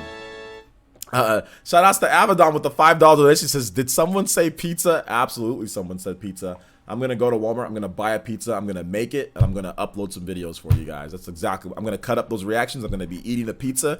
I'm gonna cut up those reactions for you, and I'm gonna have a little bit of fun before the Spawncast starts in about 4 hours or so. So yeah, man. Yes, someone did say pizza. You're damn right someone said pizza. And yes, I'm going to be going and getting my pizza today, Abaddon. Thank you for the $5, homie. I appreciate that. I will use specifically your $5. I will transfer that $5 that you just gave to me. I will transfer that to my account right now, and I will use that $5 that you gave me to go buy some pizza. Yes, someone did say pizza. Thank you very much, my man. Thank you very much. Let's see. J2 Blue says, how does Wolf play in Ultimate? I think he's good. But I don't know if he's really good. I think he's good. He seems just fine, but man, his recovery. Dude, his recovery just seems like stage spike, get ready to tech waiting to happen, because he goes like, he doesn't just like, when he recovers, he doesn't just go. He goes like, oh, and then he just like, he like goes like, I need to charge for like a second or like he's like charging like he's in Dragon Ball Z, dude. Like, what is he doing?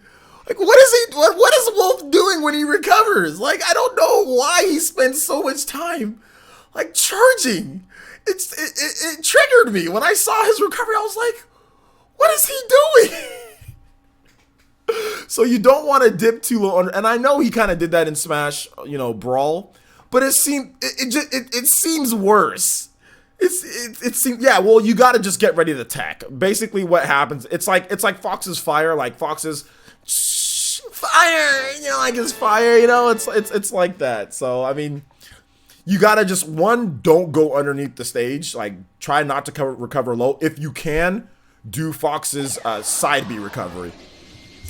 Yo, shout outs to Frank Rodriguez with the Toby Blister. Shout outs, I'll be that. But right before that, we had 2 donations, like literally like at the same time. Carl O'Sullivan with the $5 donation as well. Thank you so much, Carl O'Sullivan. Appreciate that. Shout outs to the Sheik Gang.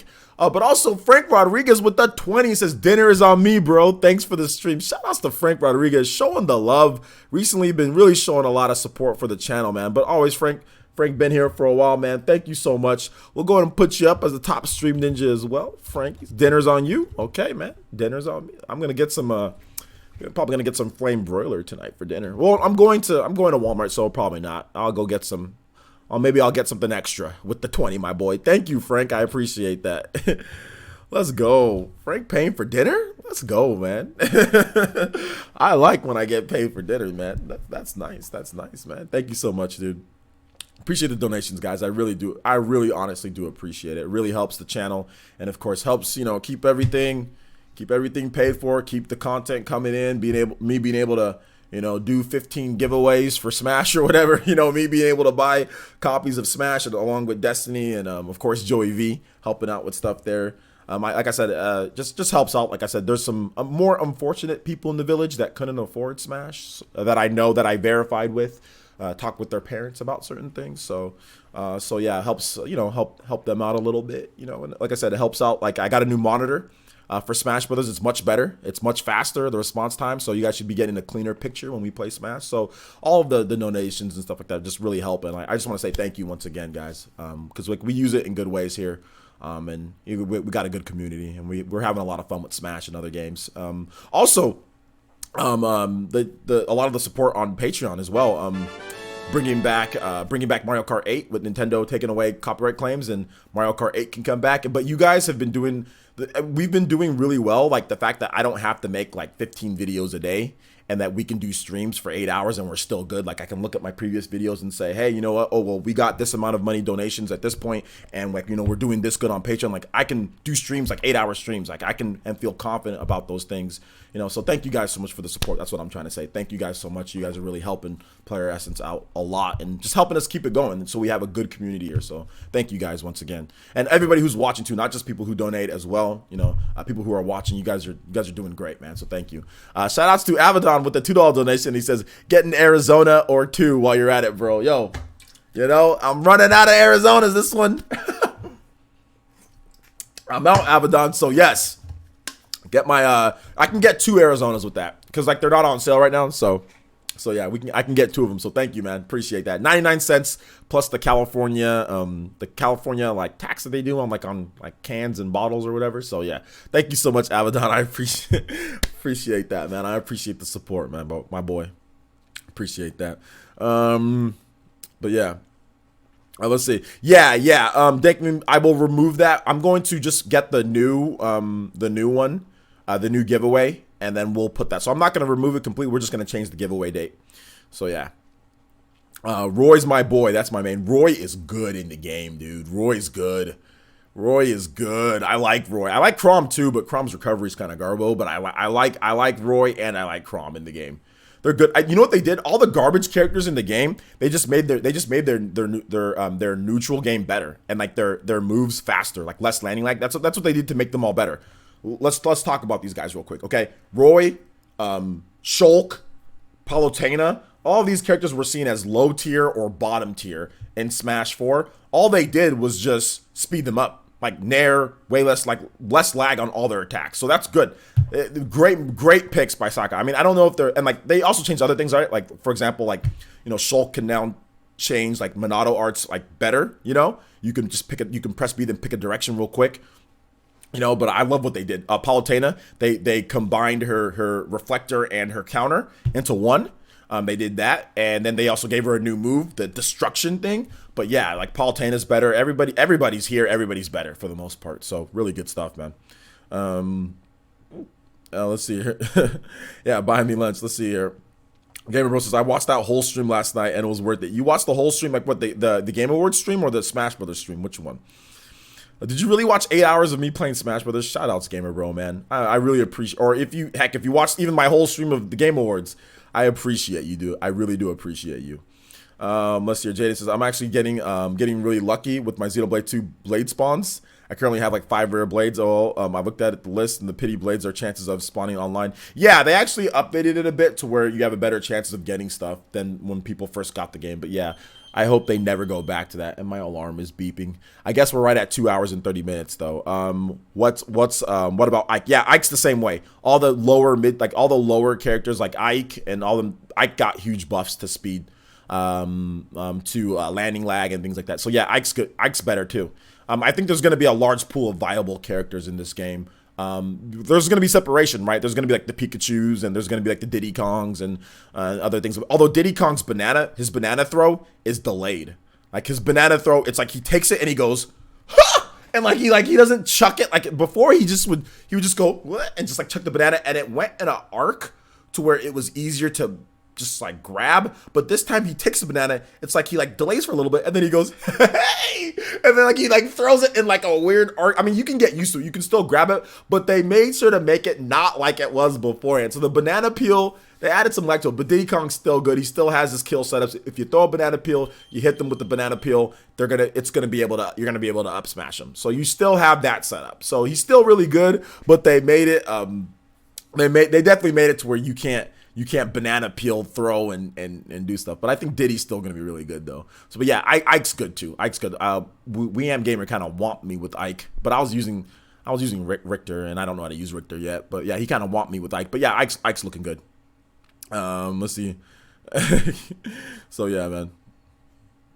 But yeah, you guys know what I'm talking about with Diddy, dude? He just he takes the banana peel and he's like, hey. Like he's even more carefree with this banana peel throw than he was before. Because like the banana peel's like, hey, I just got this old banana peel that I don't want, and that's the whole gist of it. But this time it's even worse, dude. Like, King K. Rool is broken. King K. Rool is not broken. The thing about King K. Rool is just that he's a new character, and here's the thing that I noticed about King K. Rool. People think he's broken, and this will, like, my alarm's beeping, so this will be the last thing that I talk about. People think that he's broken because of some of his like his super armor that he has, and like his dunk to down smash and stuff that he can get. But the thing about King K. Rool, everybody is just approaching him the wrong way. I don't think he's broken, because here's the thing that I noticed. King K. Rool players, they'll automatically just start throwing stuff at you.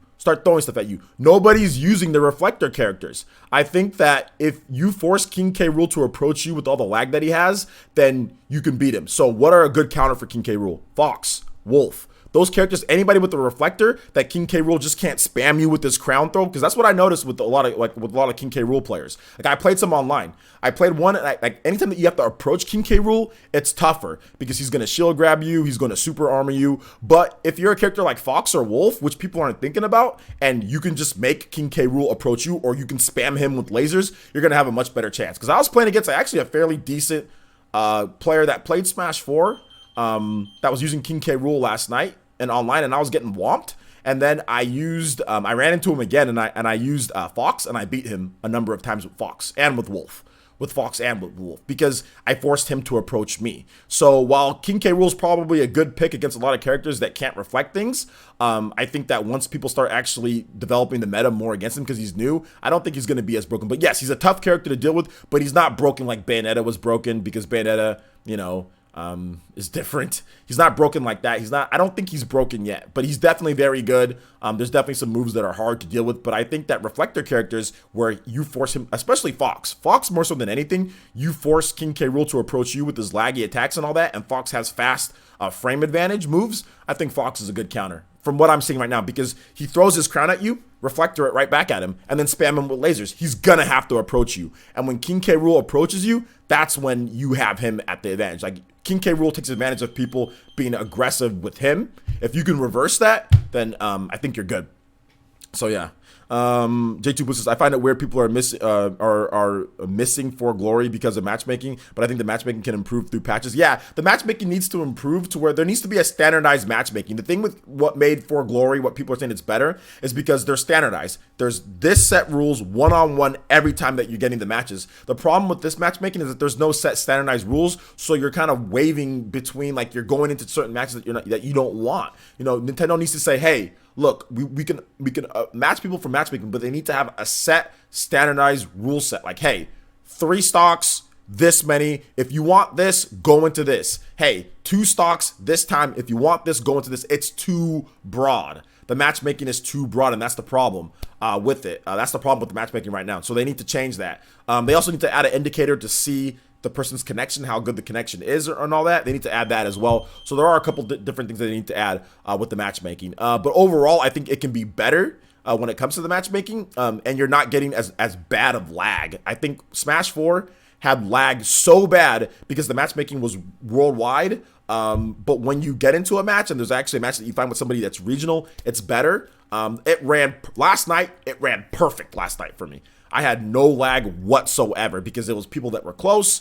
But there is going to be, like, some people with bad connections. But last night I was playing. I actually have a match that I was playing against a good Dr. Mario, a competitive Dr. Mario player. And we were going back and forth. Dude, it felt pretty much like offline. There was maybe like a frame or 2 delay. It was smooth. So that was something that didn't happen in Smash 4. Smash 4 had pretty bad lag from the very beginning because of the matchmaking, because you could play somebody in Japan or in Europe or wherever, whereas this game it regionalizes it right off the back. Smash 4 got a patch to make it more standard, to make it more regional, but even then, like, it still match up with dudes like in Mexico and stuff like that. So I mean, like, they need to work. There's definitely need to be some patches to make it a little bit better. So hopefully they do that. Regional matchmaking is already in there for Smash 5. Regional matchmaking is already there. Let's see here. I like using King K. Rool and don't spam his crown. I would spam his crown against people that like people that don't have any type of reflector or anything. I would spam it. But there's a lot of lag after the crown. But you have to be, the thing about it is that you have to be worried about the crowd coming back. When you fight against Fox with King K. Rool, you can't do it because he's just going to reflect it right back at you. That's what I noticed. I didn't try, like, Chuba is a pretty good King K. Rool, but I was using Sheik and I was using characters that I have to approach. So it was easier for him to shield grab me. It was easier for him, to do certain things. But with Fox, it's definitely a better matchup for King K. Rool. Or any character with a reflector is a better matchup than mainly some other characters. So yeah. Zero Suit Samus. I have not tried Zero Suit Samus outside of classic mode. So yeah.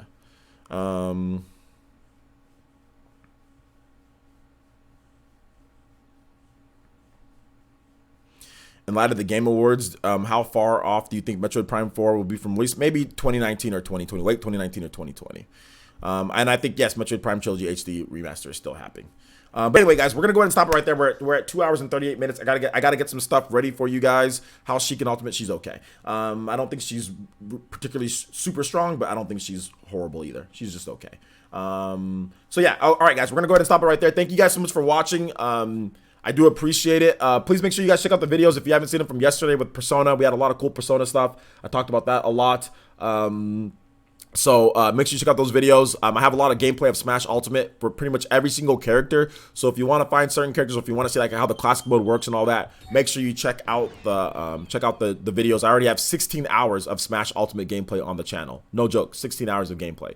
So check that out. We have online matches too against like the community and the most recent one that went live this morning. So make sure you guys check that out. Also, shout outs to John Ryan with the subscription as well. Thank you so much. Welcome to the village, homie. Appreciate that. But thank you guys so much for watching the stream. I do appreciate each and every single one of you guys. We'll be back very shortly tonight. Spawncast. You're gonna want to check out the Spawncast tonight. We're gonna have pretty much everybody on to talk about the Game Awards, Smash Brothers, various different games that came out recently. So check that out. Oh, guys, I also have Everspace gameplay. That game is coming out December 11th. So in a little bit, Everspace gameplay is coming on the channel too. So check that out. So yeah, Spawncast tonight, 6 p.m. PT, 9 p.m. Eastern time. You're not gonna want to miss that one on John from Spawnwaves channel. He's about to hit 200,000 subscribers. So shout outs to John. About to hit 200,000 subscribers on there. It's going to be a big show tonight, so make sure you guys all go check it out. So thank you guys so much for watching. I do appreciate it, and we will see you guys later for more videos. I'll have my reactions up, so guys, so look forward to the reactions. We should have that up in the next couple hours. So thank you guys so much. I can just keep on saying thank you. You guys are amazing. I love each and every single one of you guys. Don't let anybody tear you down. Don't let anybody discourage you. In life, when something happens, keep going. That's the player essence way, man. Like believe in who you guys are, believe in what you guys can do, and thank you guys so much for being amazing individuals and coming to my stream. I really do appreciate you guys. So all right, I think that's it. I think I'm done for talking for a while. So we'll see you guys in a bit. All right, peace out.